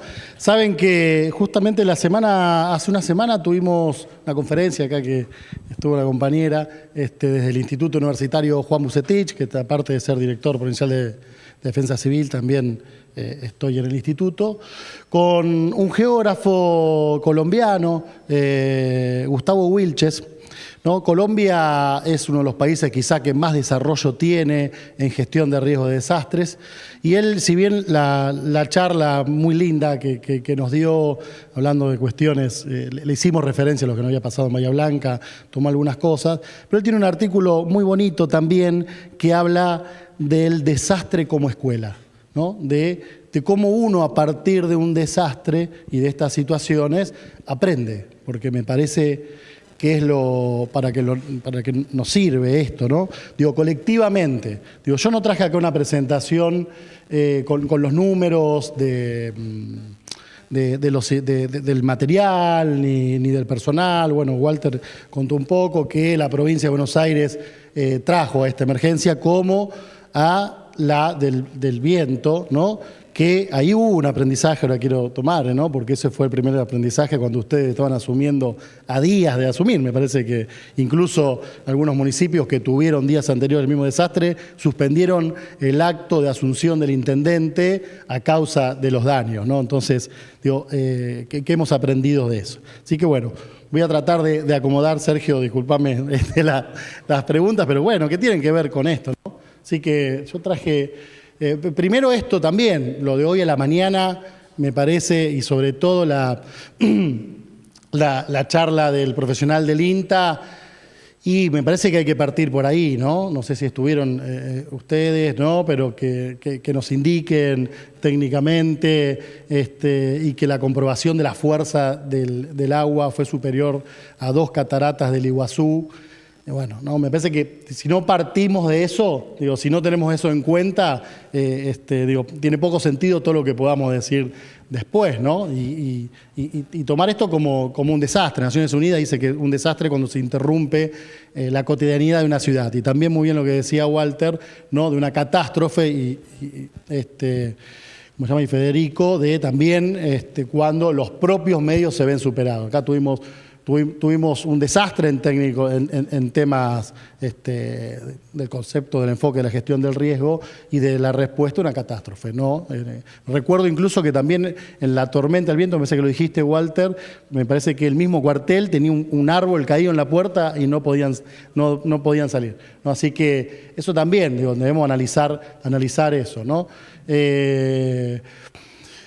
Hay un momento 1, que es el sistema de alerta temprana y activación de primera respuesta, sin dudas, ¿no? Hay que tener en cuenta la suspensión de clases y la suspensión de actividades. Me parece que eso fue un aprendizaje, ¿no? Fue un aprendizaje, y si nosotros hacemos una comparación con otros eventos similares, vamos a encontrar ahí ¿cómo analiza uno esto? Bueno, con cantidad de víctimas podría ser, tiene que ver muchísimo con eso, ¿no? Y cómo funciona el sistema de alerta temprana. También me parece que nosotros, si bien falta mucho hoy desde el servicio meteorológico, se decía que el sistema de alerta temprana había funcionado de manera excelente. Yo no creo eso, porque no es que haya funcionado mal, pero que haya funcionado excelente, por ahí no es la herramienta, ¿no? También es esto, pensar en que nos caen encima 2 cataratas del Iguazú y por ahí un sistema de alerta temprana, como lo tenemos pensado y planificado desde el punto de vista técnico, posiblemente funcionó de manera excelente. Ahora, si esa herramienta nos sirve, no nos sirve, tenemos que pensar en otras herramientas, quizás es eso lo que tenemos que conversar, ¿no? Entonces, bueno, pero ese sistema de alerta que puso en alerta naranja, luego en alerta, yo hoy justito revisaba, me mandaron 8 o 12 de la mañana, nunca me mandan, ¿no? Pero sí del Servicio Meteorológico Nacional, un audio avisándome que se había elevado el color de la alerta a alerta roja, 8 o 12 de la mañana. No, ya en ese momento ya el ministro y varios componentes estaban viajando para acá, ya estaba desatada la actividad acá, ¿no? Pero ese primer momento, ¿no? El Sistema Provincial de Emergencia, integrada por recursos humanos logísticos, tecnológicos, la defensa civil, salud, seguridad, bomberos y otros actores claves. Hablar como sistema también, ¿no? Yo sentí un poco de envidia lo que vos decías, ¿no? El tema, dar las órdenes, esto, y bueno, el ejército, y es así, está bien. El sistema de emergencias, ¿no? Que la policía forma parte, es un poco más heterogéneo, ¿no? Para bien en algunas cosas y para otras causar problemas. Por ejemplo, lo que vos decías de las ambulancias que venían, que vos sabías que estaban trabajando y que no se habían registrado. Nos pasan eso, ¿no? Grupos de rescate que no se registran, ¿no? Ahora vamos a hablar un poquito de eso. Pero es un sistema complejo, heterogéneo. ¿Sí? Es un sistema complejo y heterogéneo, que tiene su particularidad. Cuando hablo de sistema de emergencia, hablo de todo el sistema de emergencia, ¿sí? No solamente de nuestra Policía de Seguridad Sinestral o el sistema de salud, ni de nuestros bomberos. Así que pasemos, y ahí sí, ¿no? Por ahí, ¿qué nos tocó hacer? Y yo creo que, si yo digo, bueno, ¿qué hicimos nosotros desde la Subsecretaría de Emergencia del Ministerio de Seguridad o de Defensa Civil? Es trabajar no en el momento 1, sino en el momento 0. Trabajar sobre esa complejidad, ¿sí? Trabajar sobre esa complejidad del sistema de emergencia. Es integrar la logística del Ministerio de Seguridad a la emergencia. Eso también, ¿no?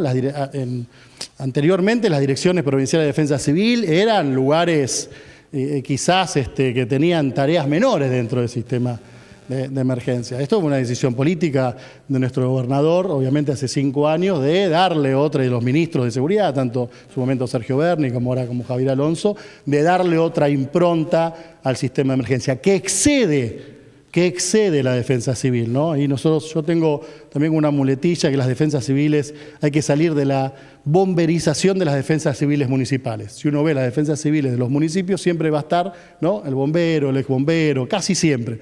que está cambiando un poquito, ¿no? Pero los intendentes, las intendentes, ¿y a quién ponemos en defensa civil? Y ponemos un bombero, ¿no? Con una lógica que la defensa civil es actuar sobre la emergencia, ¿no? Solamente.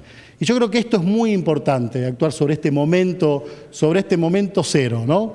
Y no solo en equipamiento, la provincia de Buenos Aires tiene 2 helicópteros, hace 5 años no tenía un helicóptero. Y la provincia de Buenos Aires tiene capacidad de respuesta, por ejemplo, en incendios forestales superiores a países europeos. Tiene 12 helicópteros propios, más la logística del Ministerio de Seguridad, Ministerio de Salud. Para poner en magnitud la provincia de Buenos Aires, también toda la provincia, con los municipios, 135 municipios. Pero la provincia de Buenos Aires tiene 100.000 policías. Bombero de policía tiene 1.500 integrantes. Hay 16.000 bomberos voluntarios activos en la provincia de Buenos Aires, ¿no? Y hay 17 millones de personas, ¿no? Y son 300.000 kilómetros cuadrados. O sea, tiene un volumen, ¿no? Importante y tiene distancias enormes, ¿no? Y a todo eso le tenemos que sumar las fuerzas federales, obviamente, que también en su gran mayoría, ¿no? Están en Buenos Aires o muy cerca de Buenos Aires, ¿no? Así que creamos un comando unificado de bomberos de la provincia de Buenos Aires y acá un poco de este sistema heterogéneo, ¿no? Hay 272 asociaciones civiles, ¿no? Diferentes en la provincia de Buenos Aires, o sea, cuarteles, pero son asociaciones civiles, autónomas, con un presidente, con una comisión directiva, con un jefe, con una jefa, ¿no? 272, es como si tuviésemos 272 ejércitos que hay que juntarlos en un comando unificado, ¿no? 3 federaciones, esto viene funcionando muy bien, esto tuvo su prueba de fuego en los incendios, quizás de Corrientes, Santo Tomé, si lo recuerdan, pero estuvimos en el Bolsón, estuvimos en Lanín, estuvimos en otras provincias trabajando con este comando, pero no es fácil, ¿no? No es fácil porque hay intereses, porque creo que en todo el mundo, pero nosotros solemos decir que también que somos argentinos y cuando somos más de 2 comienzan algunas cuestiones. Hasta esto, miren, esto lo tenemos nosotros judicializado porque hay algunas personas que no les gusta y dicen no quiero trabajar en un sistema unificado, obviamente, pero funciona, ¿no? Lo que digo, pero este es el momento cero, digo, ¿no? Porque cuando llueve, llueve, y cuando hay fuego, ya hay fuego, ¿no? Hay que trabajar antes, ¿sí? Tenemos un programa de fortalecimiento de las defensas civiles, ¿no? Eso también, ¿no? Se creó una dirección de alerta temprana con la contratación de 5 meteorólogos. Nosotros tenemos una capacidad de seguimiento de los eventos superior al Servicio Meteorológico Nacional. No podemos emitir alertas propias, ¿no? Por ley, pero sí de seguimiento y se han hecho varios Zoom. Bueno, la imagen que mostró el secretario de Salud es la imagen del Servicio Meteorológico Nacional, pero elaborada por nosotros y enviado a los municipios donde se hacen los Zoom, el seguimiento de la tormenta, ¿no? Pero bueno, eso y trabajar con esos 135 municipios, ¿no? En comunicación, en atención de emergencia, en organización. Entonces me parece que ese es el momento para mí más importante, ¿no? Trabajar una provincia integrada y tenemos un diálogo interjurisdiccional muy importante, ¿sí? Incluso antes de que las fuerzas federales trabajen, sobre todo la policía y la Policía Federal o la Prefectura, autoridades de SINAGIR me llamaron a mí personalmente, solicitando trabajar y nosotros solicitamos la colaboración. Y fíjense que puse diálogo, ¿no? Porque creo que ahí tenemos una tarea pendiente, ¿no? Que pasar del diálogo, un poco lo que nombrabas, ¿no? Gustavo, ¿era tu nombre? No, Gonzalo, ¿no? Es esto, ¿no? De seguir fortaleciendo, ¿no? Pasar del diálogo a la construcción de proyectos comunes. Hay que pasar, pero bueno, por lo menos hay diálogo, ¿no? Tener el teléfono, que no es una tontería. No es una tontería tener el teléfono del director de Defensa Civil de Bahía Blanca, del secretario de Salud, o que el del SINAGIR tenga el teléfono mío. Eso que es a veces de sentido común, no ha pasado siempre y no pasa siempre, ¿sí? Entonces, yo creo que la provincia de Buenos Aires, y es un esfuerzo nuestro, una política, pero también, ¿no? En ese diálogo con las otras jurisdicciones hay algo muy positivo. Y acá hay un concepto, ¿no? Que yo les quería dejar, que es un poco también creo que lo que habló Walter, ¿no? que está en el tema de la respuesta inmediata, y hay una categoría que se llama techo operativo, ¿no? Nosotros, una de las cuestiones que trabajamos es el sistema de comando de incidentes, el sistema de comando unificado. Bueno, es una metodología de trabajo de grandes eventos que viene de Estados Unidos, los incendios forestales de hace años en Estados Unidos. Nosotros lo venimos trabajando, lo venimos practicando, ¿no? Es cómo organizar un gran evento, ¿sí? Un gran evento crítico o otro tipo de evento, ¿no? Y hay una categoría ahí que es el de techo operativo. ¿Qué quiere decir? Bueno, saber lo que yo puedo hacer y lo que no puedo hacer, ¿no? Nosotros superamos a veces esos protocolos, como decía Walter, pero también tenemos que recatar, digo, que ni en Bahía Blanca, ni cuando fue la tormenta de viento en Bahía Blanca, ni en el derrumbe del Dubrovnik, en Villa Gesell, ni en los grandes incendios que hemos trabajado, hemos tenido un solo bombero, un solo policía herido, ¿no? Entonces ahí hay un respeto también a, ¿no? Cuál es el límite, porque hay cosas que no se pueden hacer, porque no estamos aptos físicamente, operativamente, y no está dentro de nuestras posibilidades hacerlo. Ahora, si nosotros tenemos que extender una búsqueda, como lo hicimos para encontrar a las chicas, ¿no? Bueno, ahí se hizo, ¿no? Rompiendo todos los protocolos. Te felicito, Walter, por ese trabajo. Así que, bueno, eso me parece que es importante, ¿no? Se aplicó el concepto de techo operativo, el máximo nivel de respuesta posible con los recursos disponibles. También, un poco lo que marcabas vos, digo, bueno, con los recursos que tenemos, ¿no? Con la capacidad de recursos que tenemos, en el tiempo y en el espacio que tenemos, podemos hacer esto. Y saber que hay cosas que no podemos hacer, ¿no? La articulación de esos esfuerzos permite elevar ese techo operativo, ¿sí? Pero siempre hay un techo operativo personal y organizacional, y también personal, ¿sí? Si hay algo que yo siempre hablo, sobre todo con bomberos voluntarios, digo, dejemos de hablar de héroes, ¿sí? Y hablemos de profesionales, porque aparte son profesionales muy formados, ¿no? Entonces, el héroe, el de la capa, hace todo, ¿está bien? El profesional hace lo que tiene que hacer, ¿sí? Con el compromiso que tiene que hacerlo, obviamente, pero no podemos hacer todo. ¿Hay un poquito más? A ver. Esto decía, bueno, una posible evaluación. Y nosotros podemos, para tomar dos ejemplos, ¿no? La inundación de La Plata 2012 o la inundación del año pasado en Sevilla. Y la cantidad de víctimas fue muy superior en esos dos eventos, ¿sí? Muy superior. Creo que ahí, lo que decía, la activación del sistema de alerta temprana. En Argentina, en el año 2012, el sistema de alerta temprana, pese a que se creó después, no se crea, no había sistema de alerta temprana, funcionaba de otra manera la inundación de La Plata. Entonces, digo, no le avisaron a la gente lo que iba a pasar, ¿no? A partir de eso hubo un desarrollo, entonces eso sí que es valorable, obviamente, que hemos conseguido como país, ¿no? Pero ahí ahora hay que pensar cómo le damos una vuelta. Y Sevilla, ¿por qué pongo Sevilla? Porque fallaron algunas cuestiones en Sevilla, pero bueno, pero España tiene muchos recursos, ¿no? Salgamos de las inundaciones y veamos lo que pasa con los incendios en Texas, ¿no? En Estados Unidos. O sea, si hay alguien que tiene recursos, ¿no? Y que tiene fuerzas, tiene hombres, y tiene máquinas, y tiene tecnología, es Estados Unidos. Igual, ¿no? Frente a estos eventos, se los llevan puesto, causando muchísimas vidas, ¿no? Entonces yo creo que acá, digo, esa organización, el aprendizaje que tuvo el municipio en la suspensión de clases, suspensión de actividades y el recuerdo reciente, que tiene la población sobre lo que pasó, colaboró en esto, ¿no?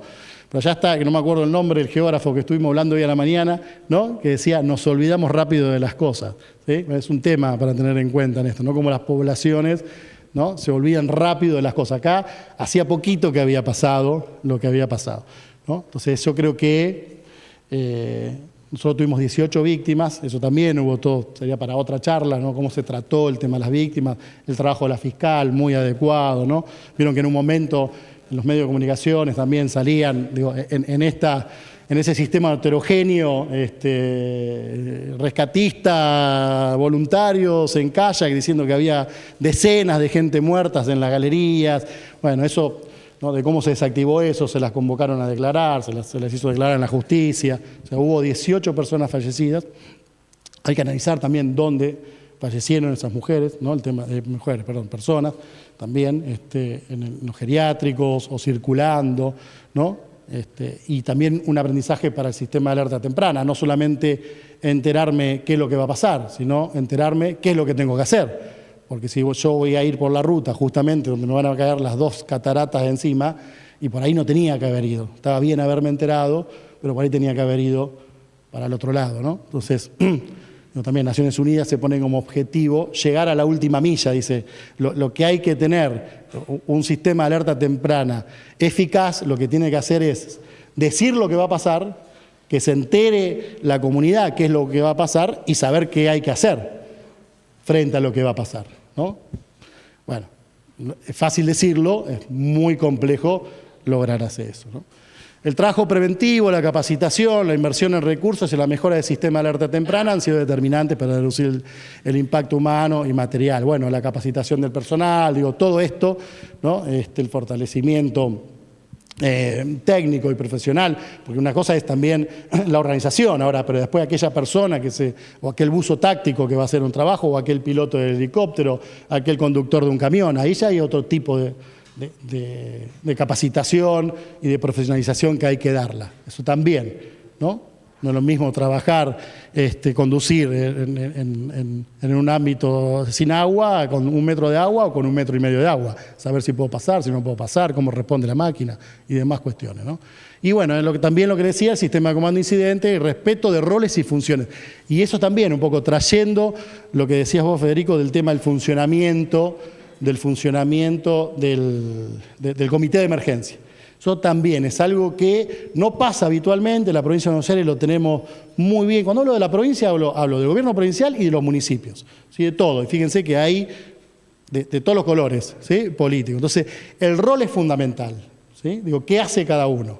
Yo tengo mi rol como director de Defensa Civil, el ministro estuvo acá a los 2 minutos, pero el ministro no se ponía, ¿sí? A darle indicaciones a los bomberos donde tenía que ir, ¿no? Walter, ¿no? Vos sos su comisario, ¿no? Su comisario, o sea, tiene una jerarquía media en la policía, pero él era el jefe del cuartel de bomberos de Bahía, entonces tenía su rol, no venía el superintendente que era comisario general, ¿sí? A darle órdenes a él. Obviamente que se van a dar indicaciones, pero hay otro tipo de órdenes, ¿no? ¿Quién hace la convocatoria? ¿Quién hace el trabajo táctico? ¿Quién hace el trabajo operativo? ¿Qué hace el intendente? ¿Qué hace el secretario de salud?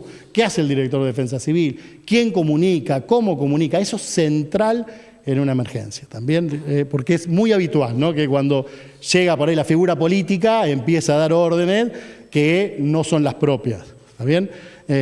Y eso me parece, como vos decís, que también fue un aprendizaje quizás.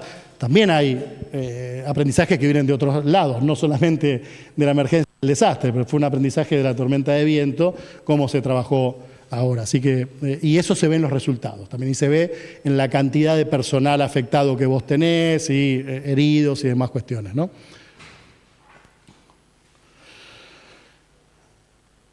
El foro nos invitaba a pensar esto también, ¿no? Un escenario de crisis múltiples.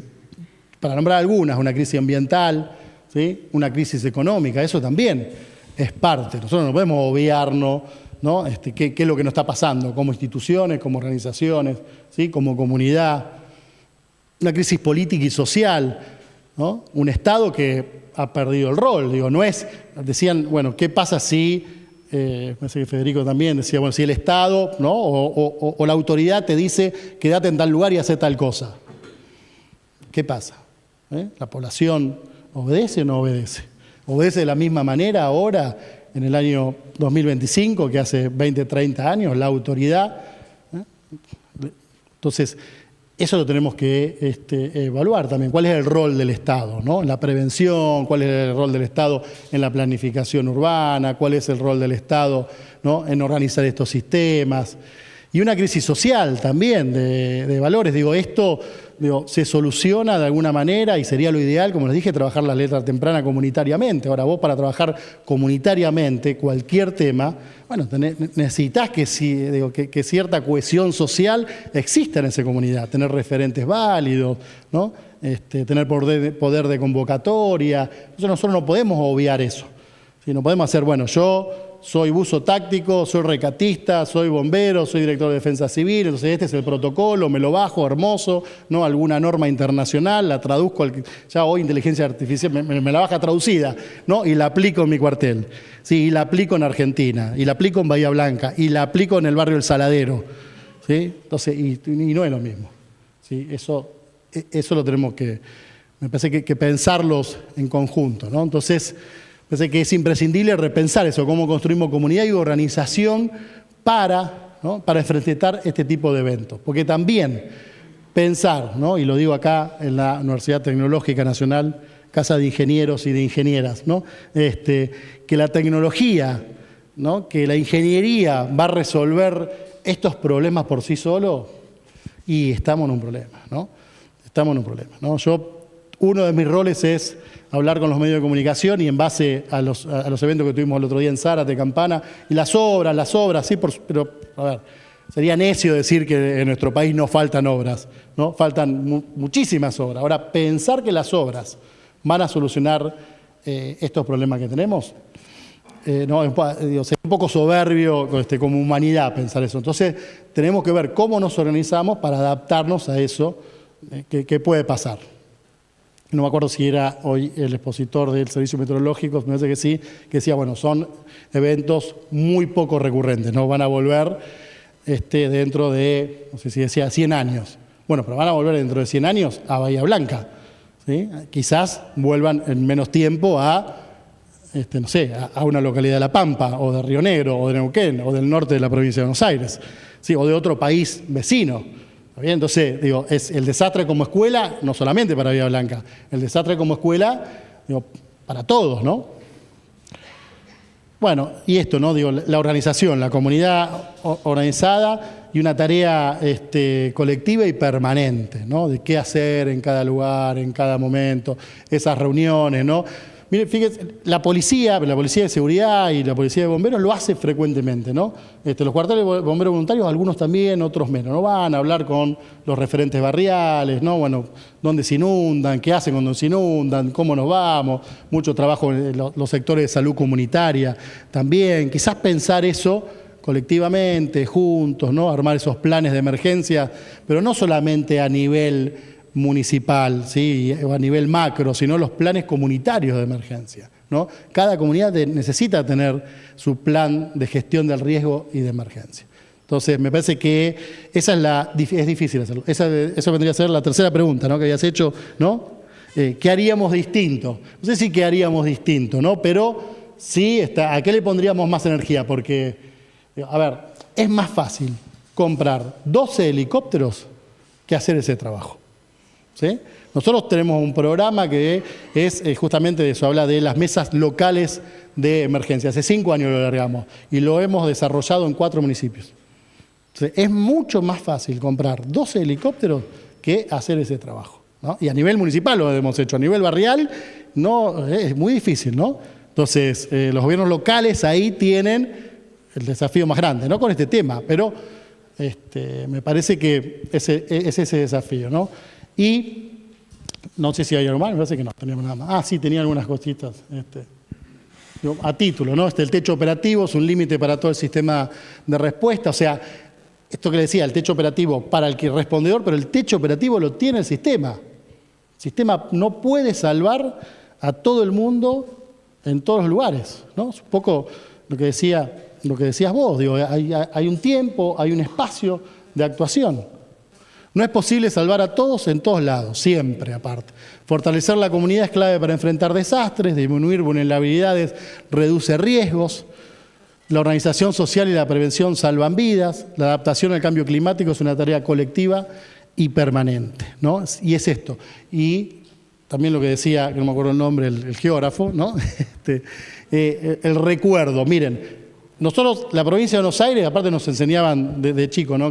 Cuando yo era chico, no sé si ustedes, algunos eran, no habían nacido todavía cuando yo era chico, pero te enseñaban te hablan bien del clima, ¿no? El clima era un amigo, ¿sí? Tenemos los 4 climas, qué lindo que es, no tenemos una percepción de que tenemos un riesgo frente a ese clima, frente a esa geografía, ¿está bien? Y nosotros en la provincia de Buenos Aires, una la mira, la provincia de Buenos Aires, no hay volcanes, ¿no? Yo vivo en Quilmes, no hay terremotos, hay otros problemas, digo, en el conurbano, ¿no? Pero no tenemos volcanes, no tenemos terremotos, no tenemos tsunamis. Me parece que tenemos muy poquito riesgo sísmico, tenemos muy poquito riesgo sísmico, casi ínfimo. Entonces, vivir al lado de un volcán, vieron ahora el Etna como empezó a erupcionar, o en Chile, cuando te mandan la alerta que se te va a venir el tsunami encima, te da miedo. ¿Sí? Acá por ahí los miedos son más difusos. ¿Sí? Los miedos son más difusos. Así que hubo y va a haber personas que saben más de estas cuestiones que yo exponiendo en este foro, ¿no? Esta amenaza atmosférica, meteorológica que nosotros tenemos es la amenaza más importante, ¿no? Yo hice un trabajo cuando fue el tema de la tormenta y la amenaza más importante que tiene esta región son los vientos fuertes, ¿no? Y posiblemente este tipo de tormenta también. Entonces, nuestros volcanes en la provincia de Buenos Aires son estos eventos. Nosotros tenemos que tomar conciencia, me parece, y actuar frente a eso. Así que bueno. ¿Te respondí la pregunta? Sí. Bueno. Gracias.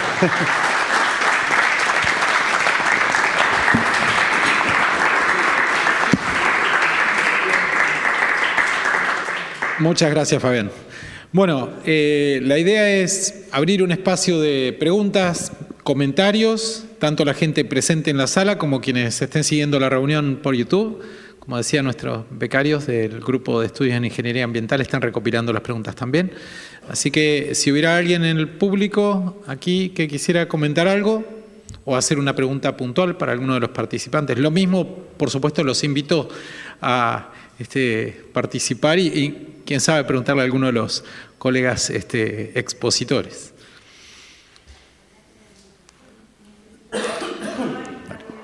Empezamos por la sala y después vamos a YouTube. No, empezamos por acá. Me voy a poner un poquito acá. Más que una pregunta, por ahí me gustaría aprovechar esta oportunidad para dejar preguntas. Desde la década de los 70 estamos hablando de cambio climático por razones antrópicas, es decir, por razones humanas, es decir, es nuestra culpa. En las últimas 3 décadas se divulgaron por todos los medios cuáles son las consecuencias del cambio climático. Incluso trabajos científicos han sido divulgados permanentemente. Y lo que dicen es, entre otras cosas, tormentas fuertes extraordinarias, granizados extraordinarios.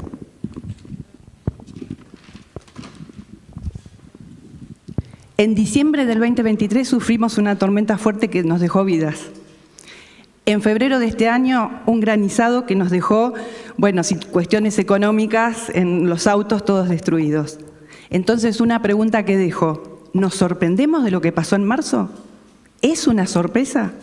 50 años hablando del cambio climático y avisando que esto iba a suceder, ¿y nosotros nos sorprendemos? Guterres dijo, el secretario de la ONU, hace muy poco, que estamos librando una batalla contra la naturaleza, que tenemos que terminar, y que para eso es necesario terminar con los gases de efecto invernadero. Él pretende que para el 2050 esté en 0. Sin embargo, Mega, la empresa que tenemos acá en la petroquímica, está aumentando los gases butano, etano al 50%. Ahora, en este momento, hace poco llegó una especie de aparato desetanizador para poder llegar a esa producción. Y no se van a quedar con eso. Va a continuar. Y nos sorprendemos lo que pasó en marzo. Y finalmente, es simple, también además sin contar con los 4 derrames de petróleo que tuvimos, en forma consecutiva. Y lo último es, mientras nosotros estamos aprendiendo, nos estamos cargando la biodiversidad. Porque no fuimos los únicos afectados en esta catástrofe. Tal vez dirán, son más importantes las personas, es el enfoque de defensa civil y es lógico.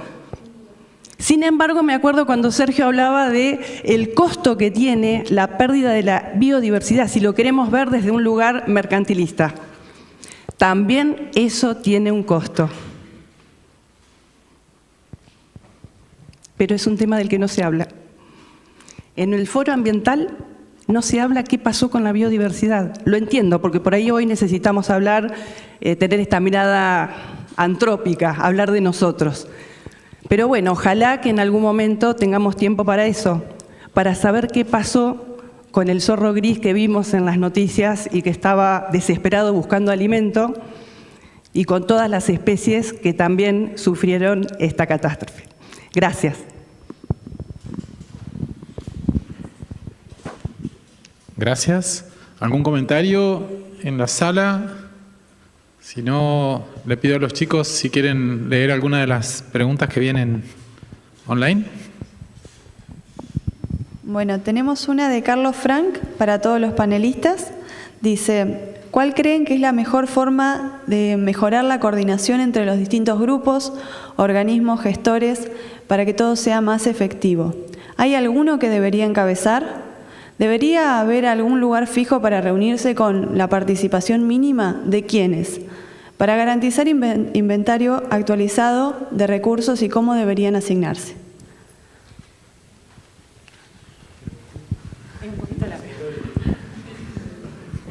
¿Quién se anima? Por favor. Gracias, Federico. Son como 3 en una, ¿no? No, vamos por partes. Creo que el comité de emergencia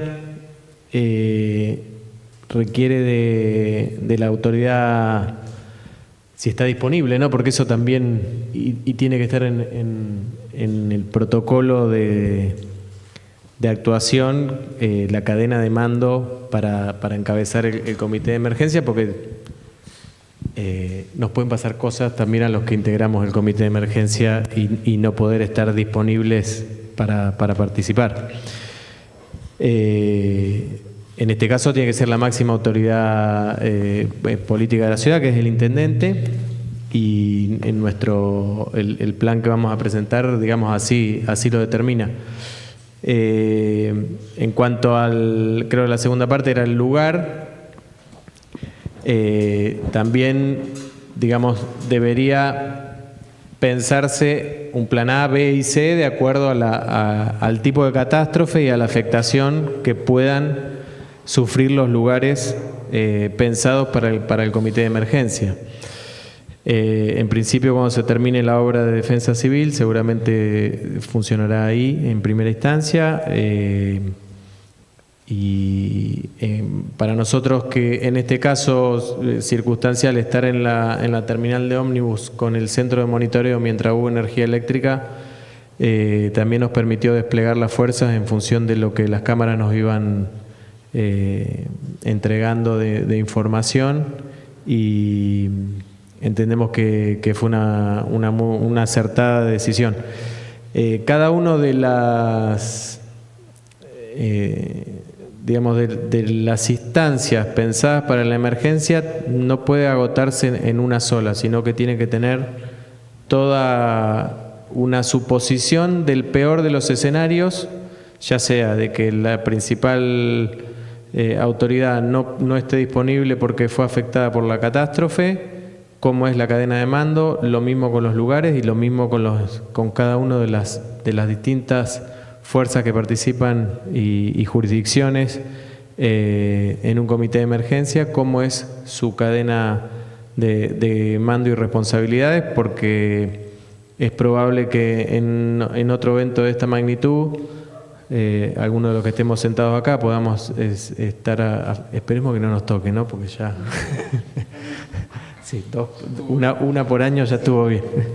Pero si nos vuelve a tocar, nos pueden pasar cosas y no poder estar. Así que en ese sentido es como estamos, hablo del municipio, al interior de nuestra organización, armando, bueno, de salud en primera instancia soy yo, si yo no puedo va a estar la subsecretaria, si la subsecretaria no puede va a estar la directora de atención primaria.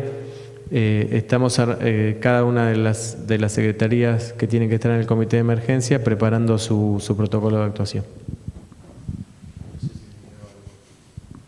Había un tema con el tema de recursos y los inventarios de los recursos disponibles, el conocimiento centralizado respecto de todo lo que hay, a lo que se puede echar mano, según entendí la última parte de la pregunta.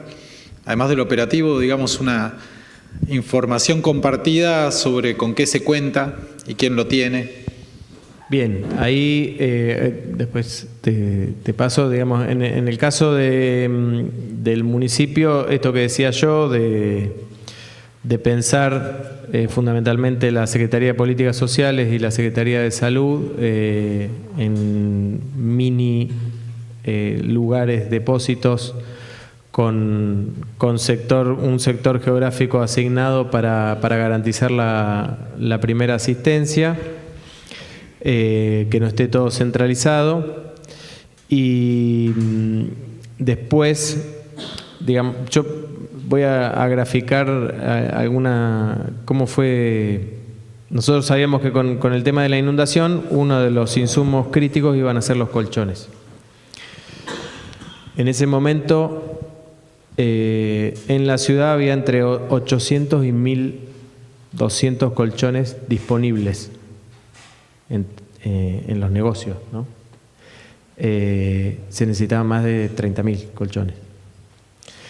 Entonces, para una catástrofe de esta magnitud, uno no puede tener un acopio de esa magnitud, porque no tiene un sentido operativo y después a la vista está que esa ayuda llega rápidamente y que está organizado a niveles más centralizados. Pero sí hay que tener stock mínimos de circunstancias que hacen la diferencia entre salvar o no una vida, que es en esas primeras 24 o 48 horas lo más relevante para hacer, y después la asistencia, fundamentalmente lo que es los centros de evacuados, tenerlos equipados como tales, ¿no? Los centros de evacuados no es solo un lugar bajo techo, sino tiene que tener un esquema de lugar de descanso. Si hay grupos etarios variados, donde puede haber niños muy pequeños o bebés, hasta adultos mayores o embarazadas, digamos, tiene que estar sectorizado, tiene que estar pensada la logística de alimentos, la logística de asistencia sanitaria. Todo eso es lo que hace que, una vez pasada el primer momento y ya actuando en los centros evacuados, toda esa anticipación o ese momento cero permite que la respuesta sea mucho más efectiva.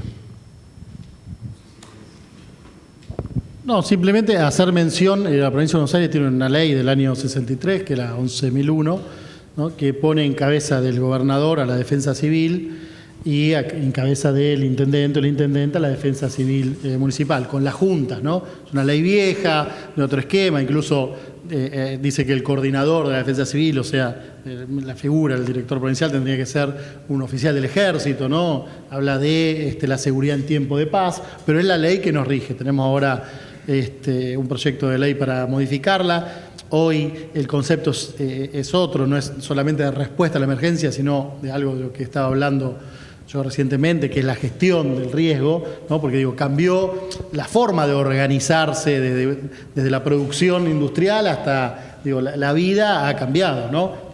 Los grandes acopios, los centros, ¿no?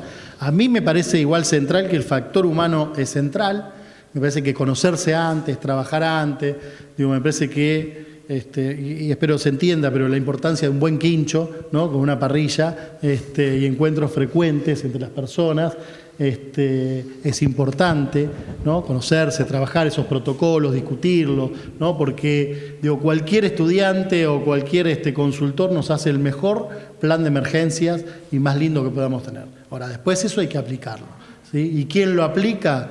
Y lo aplica Federico, lo aplica Gonzalo, lo aplica Walter, lo aplica Mariana, Andrea, o sea, lo aplican personas de carne y hueso. Entonces, eso me parece que es central, ¿no? Y eso, la autoridad local, no se puede soslayar, las alertas deben ser emitidas, las indicaciones de suspensión de clases, suspensión de actividades, es el gobierno local, eso no se puede hacer desde La Plata y mucho menos desde la ciudad de Buenos Aires. Quien toma esas determinaciones son los gobiernos locales. Esto que le digo, no es, es algo que que digo, son conceptos que se trabajan y que están consensuados globalmente, mucho de eso, ¿no? El cambio climático es un evento global, pero tiene impacto local. Quiere decir, esto sucede en algún lado, ¿sí? No sucede en todos lados al mismo tiempo, sucede en algún lado. Y ese lado, fíjense lo que decía hoy el compañero del INTA, ¿no? Sucedía en un campo y en el campo al lado no. O sea, sucede en algún lado. Entonces, la autoridad local es central en eso. A nivel nacional está el Sistema Nacional de Gestión de Riesgo, que ahora mutó a la creación de una agencia federal, pero ese ámbito nacional que adhiere a los convenios de Naciones Unidas de gestión del riesgo de desastres, al marco Sendai, no tiene que ver con eso, es el lugar de articulación de las provincias, también donde las provincias deben juntarse, decir qué tienen. Nosotros estamos trabajando la semana que viene, vamos a ir a San Pedro para trabajar sobre otra amenaza que son incendios forestales con Entre Ríos, con Santa Fe, a ver qué tiene cada provincia. Nosotros tenemos helicópteros, ellos tienen aviones, qué pone el gobierno nacional. Es la forma. No todas las provincias tienen que tener lo mismo, es un error. Yo discuto muchísimo eso con bomberos, voluntarios, con esas 272 asociaciones que, por ejemplo, en ciudades del conurbano, todos tienen escalera mecánica. Entonces, claro, yo me compro una escalera mecánica, los otros se quieren comprar otra, y nadie tiene por ahí unidades de ataque rápido, ¿sí? Porque compramos. Entonces, no va más eso, ¿sí? No va más. Hay que sentarse, hay que trabajar en conjunto, hay que coordinar, hay que conocerse, hay que conocer qué hace el otro, cómo responde, si tiene mal carácter, si tiene muy buen carácter, ¿no? El rol, quién lo ocupa, ¿no? Porque hay intendentes como el intendente de Subiele, que tiene un rol central. Pero nosotros hemos ido a otras emergencias donde el intendente dice, no, es el secretario de gobierno, ¿sí? O es el secretario de salud, ¿sí? O es el comisario. Entonces, eso lo mismo pasa en otras organizaciones. Entonces, me parece que eso, están las leyes, los marcos normativos, y después está la realidad concreta que la tenemos que construir. Creo que para sumar en esta realidad concreta que vos decís, comenzar con estas reuniones de coordinación en estos COEI interagenciales para lograr la elasticidad, como decías vos, conocernos, y no que la fricción logre tanta fricción que nos lleve a no hacer, o en el momento, claro, en el momento, ahora sí, ahora nos hablábamos, está todo bien, pero en el momento la fricción se logra y es lograr esa elasticidad para que todo un camino correcto. Walter. No, lo único que agregaría que existe un sistema que se aplica a nivel mundial, que es esto del comité de crisis, pero bueno, como nombre técnico es el sistema de comando de incidente, que se utiliza desde un incidente de grandes magnitudes hasta lo terminamos haciendo, y eso lo tenemos bien aceitado con la gente de defensa civil local, ¿sí? Y los cuerpos de bomberos voluntarios locales. Hoy por hoy, para que ustedes se den una idea, un incendio que insuma, no sé, como ser el caso de una carpintería que tuvimos hará 2 años, en donde estuvimos trabajando más de 18 horas, porque bueno, había que extinguir tanta cantidad de carga de fuego. Obviamente vinieron en apoyo bomberos voluntarios de Cabildo, bomberos voluntarios de Cerri, de Ingeniero Guay, y en ese sistema también se entabla un comando de incidente, que en ese caso la Defensa Civil Local es el encargado de hacer la coordinación, si no es que el mismo intendente inclusive pudo haber bajado al incidente ese. Pero bueno, se establece esa situación, o un incendio en Sierra de la Ventana, en donde nosotros somos asiduos colaboradores de la situación, y el encargado operativo de dicho comando está el intendente, pero por ahí delegan el jefe de bomberos voluntarios local, que es el que conoce la zona, conoce el lugar, conoce el cerro con su gente. Entonces uno va y se coloca, se pone a disposición de eso, más allá de las jerarquías y demás, si bien está establecido y los intendentes son los encargados de la emergencia de cada lugar, pero en esa estructura, es una estructura que es también maleable al momento en donde uno se pone a disposición de la situación, de la emergencia. ¿Vos querés, Federico, contestar? Una cosa, estoy de acuerdo con Fabián de la importancia de la construcción de la relación humana, ¿no? Porque esa es la que va a menguar todas las diferencias que tenemos tanto en la Argentina en relación a las jurisdiccionales, a las políticas, a las tensiones propias, que esa se salva con buenas relaciones personales, o por lo menos se achican, digamos, ¿no? Y para estos casos creo que vale oro. No, una pregunta respecto a la comunicación. ¿No hay posibilidades o qué experiencias hay en algún otro lado de que las empresas de comunicación para momentos críticos tengan sistemas eléctricos alternativos? No se puede ir por alguna... A ver, yo sé que caemos al tema de comunicaciones, es un tema nacional y hay una ley nacional. Entonces, cualquier restricción que queramos hacer a una empresa privada, nos topamos ahí con algo, ¿no? Pero a lo mejor, porque ni siquiera deben ser de muchos costos, no sé, bueno, nada, una pregunta en relación a eso, porque me parece que hace una diferencia importante, más allá... Y con esto cierro, que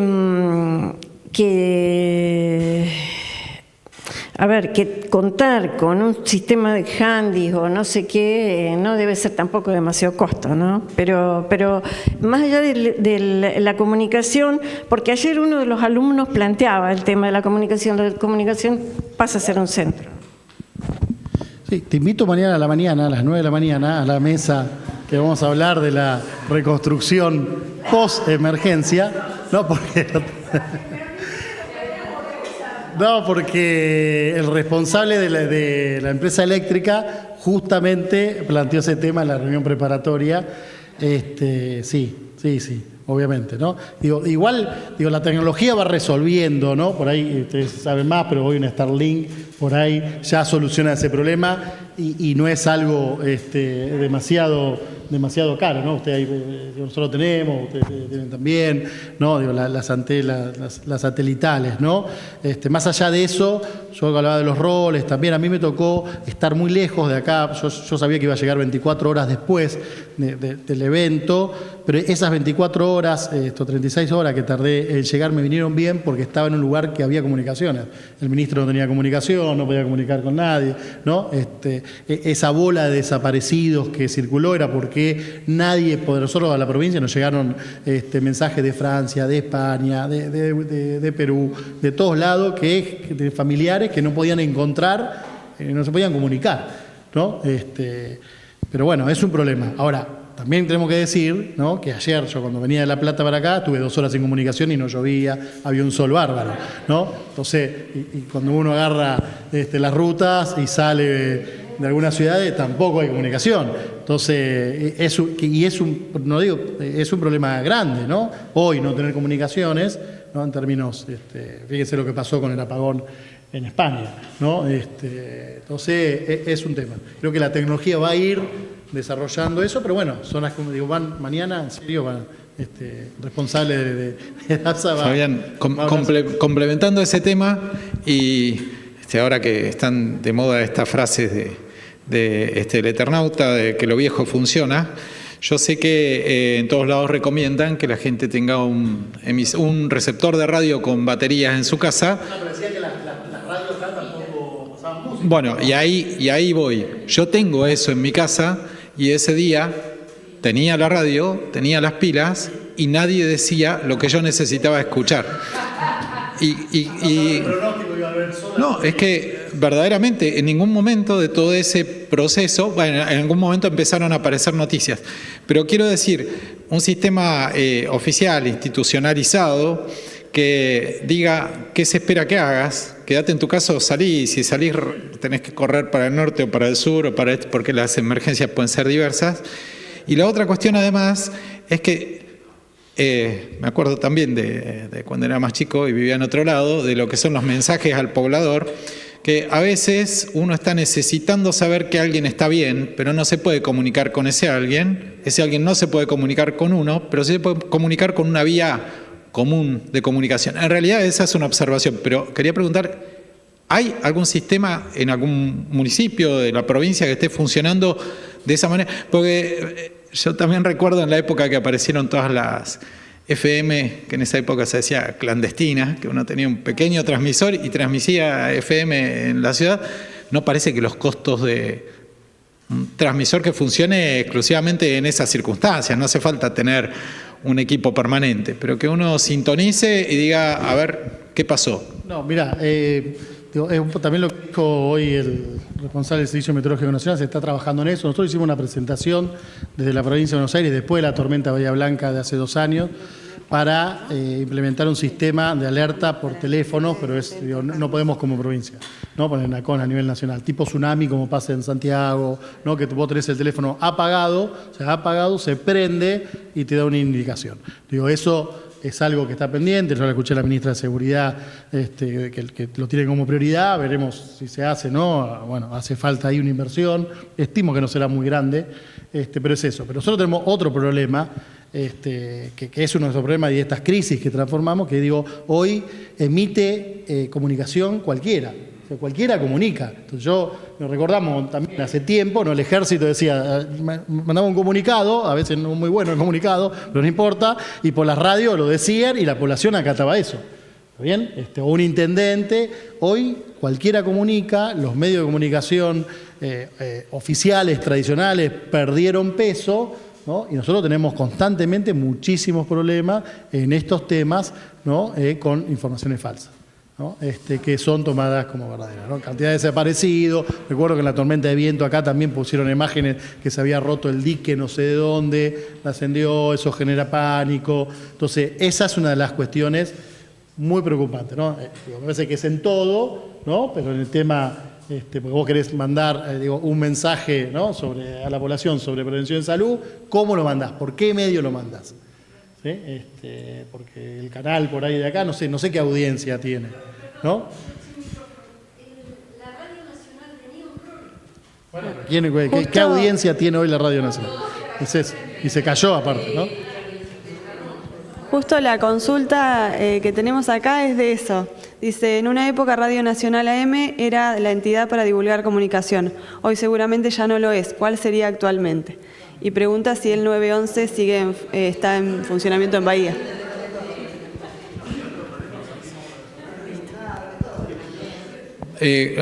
La segunda parte de la consulta es si el 911 está funcional en Bahía Blanca. Funcionó siempre, ¿no? Sí, el sistema multiagencia, ¿no? Sí. Claro, me bajé. La base del 911 está en Mar del Plata, que es lo que hace 10 días cuando estuvo el gobernador se anunció la erradicación del 911 para la emergencia de la ciudad de vuelta en Bahía Blanca. Eso creo que fue en el 2016 que se decidió llevar a Mar del Plata y ahora va a volver para acá.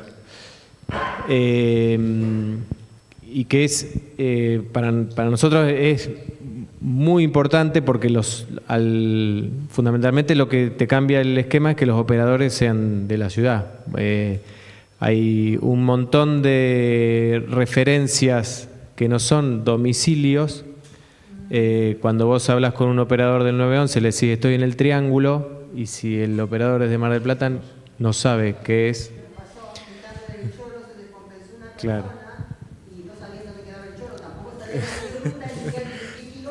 Tal cual, porque el ciudadano lo identifica como el cholo. Todos sabemos dónde está el cholo, hoy todos sabemos dónde está el Triángulo y el operador de 911, si no es de la ciudad, no lo sabe.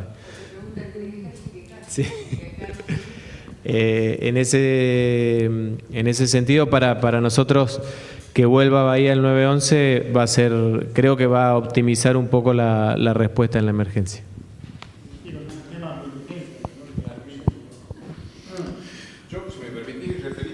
Referido a las comunicaciones, lo dividiría en 2 sectores: la comunicación a la población civil que está siendo afectada y a las comunicaciones de las fuerzas que están en apoyo para socorrer a esa persona. Es fundamental, ¿no? Porque también la comunicación al personal que está siendo afectado por la inundación permite a los socorristas como lo dijeron también en la exposición, poder llegar más rápido. Nos pasó que por el gran flujo de gente que había, cuando pudieron empezar a moverse, nos dificultaba el tránsito a nosotros, producto de que la gente se movía sin saber, sin tener información, buscando a parientes que estaban desaparecidos en ese momento y que de alguna manera nos impedían llegar en tiempo, en forma, con rapidez, a los lugares donde más se lo necesitaba, como por ejemplo también en el suministro de combustible. Nosotros necesitamos las estaciones de servicio a disposición para poder cargar combustible, lo mismo que me imagino los vehículos de la policía, bomberos y defensa civil, y no podíamos porque había tanta gente cargando combustible en las 2 o 3 estaciones de servicio que expandían ese combustible. Por lo tanto, es fundamental el tema de las comunicaciones, pero para los dos actores principales, los rescatistas y la población en general, ¿no?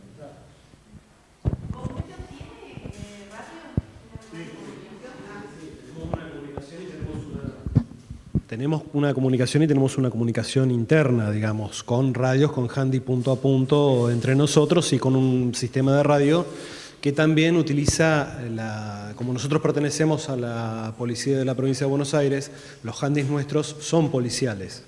De hecho, una de las frecuencias es una frecuencia policial. De cualquier manera, Bahía Blanca hoy se maneja con un handy, una frecuencia de handy que la maneja el municipio a través de la red de defensa civil, en donde estamos todos los bomberos, los que pertenecemos a la policía y aquellos que son bomberos voluntarios. Están todos a la escucha de una misma frecuencia, de un mismo handy, y a través de ahí se pasan las novedades. Eso permitió que la comunicación por handy y la comunicación con los medios de emergencia nunca se cortó. Es más, lo tenemos nosotros, lo tienen la parte de salud, lo tienen las ambulancias, digamos, de emergencia. Estamos todos en la misma frecuencia. Y a través de... fundamental, discúlpame, para la pregunta anterior que se refería al conocimiento de los medios que dispone cada uno de los actores que va a participar en las tareas de rescate. Es fundamental saber con qué medios, si son compatibles, si no son compatibles, si las frecuencias son compatibles, para poder operar de manera coordinada y facilitar la conducción de la operación de protección civil. Por lo que tengo entendido, porque casualmente hoy estuvimos en una reunión con el director de Defensa Civil local y desde el municipio también se está gestionando la posibilidad de que estos handys de frecuencia policial y utilizar las redes de la policía que están desplegadas por todo el territorio, entonces va a ser mucho más fácil la comunicación y tener más cantidad de handys a disposición.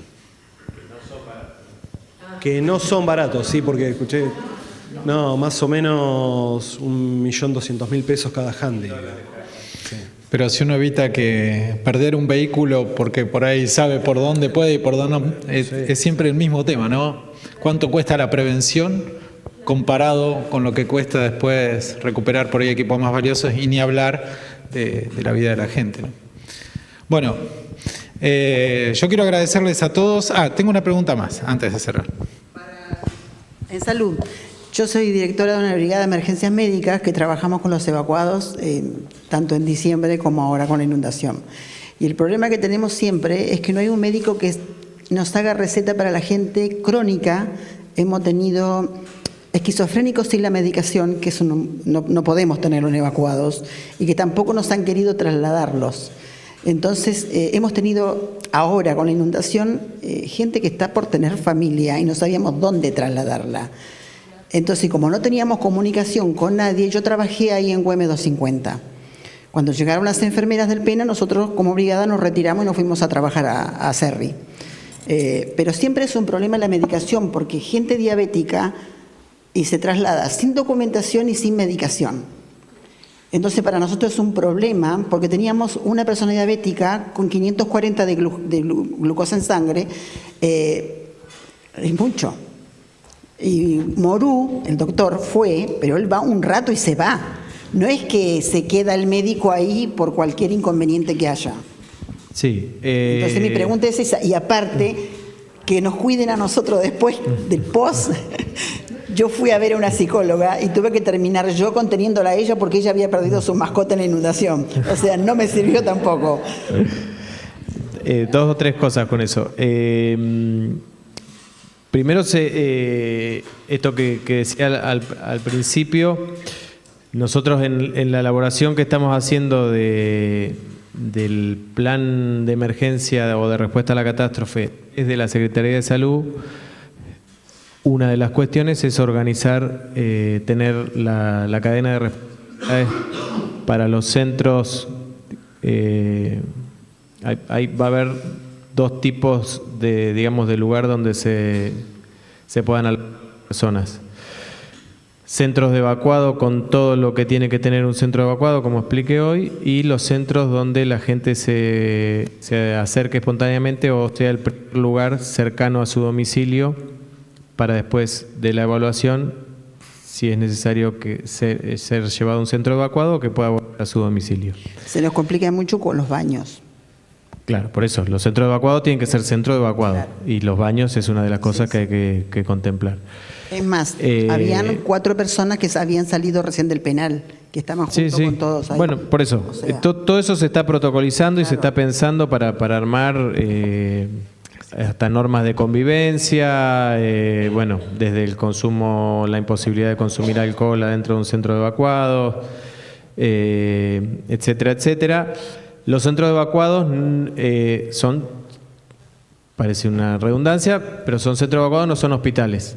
El control médico se tiene que hacer en rondas, tiene que haber personal de enfermería fijo que reporte las novedades y una de las funciones del responsable médico de los centros de evacuados es garantizar la medicación de los pacientes crónicos. Eso es lo que ya hemos escrito y está siendo parte del plan de emergencia que vamos a presentar. Gracias. Bien, ¿alguna contribución o alguna pregunta más? Bueno.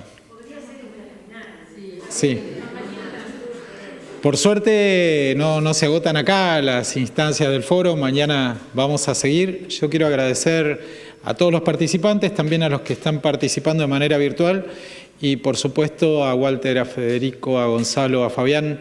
Creo que estas instancias de diálogo, más allá de lo que uno pueda decir, en términos reales, permiten escuchar a los protagonistas de las situaciones en primera persona y eso, además de prepararnos mejor eventualmente para estas situaciones, creo que es una forma de construir comunidad, de, bueno, vernos las caras y que la gente tenga el valor de transmitir sus sensaciones en situaciones que comienza por reconocer que exceden la capacidad operativa.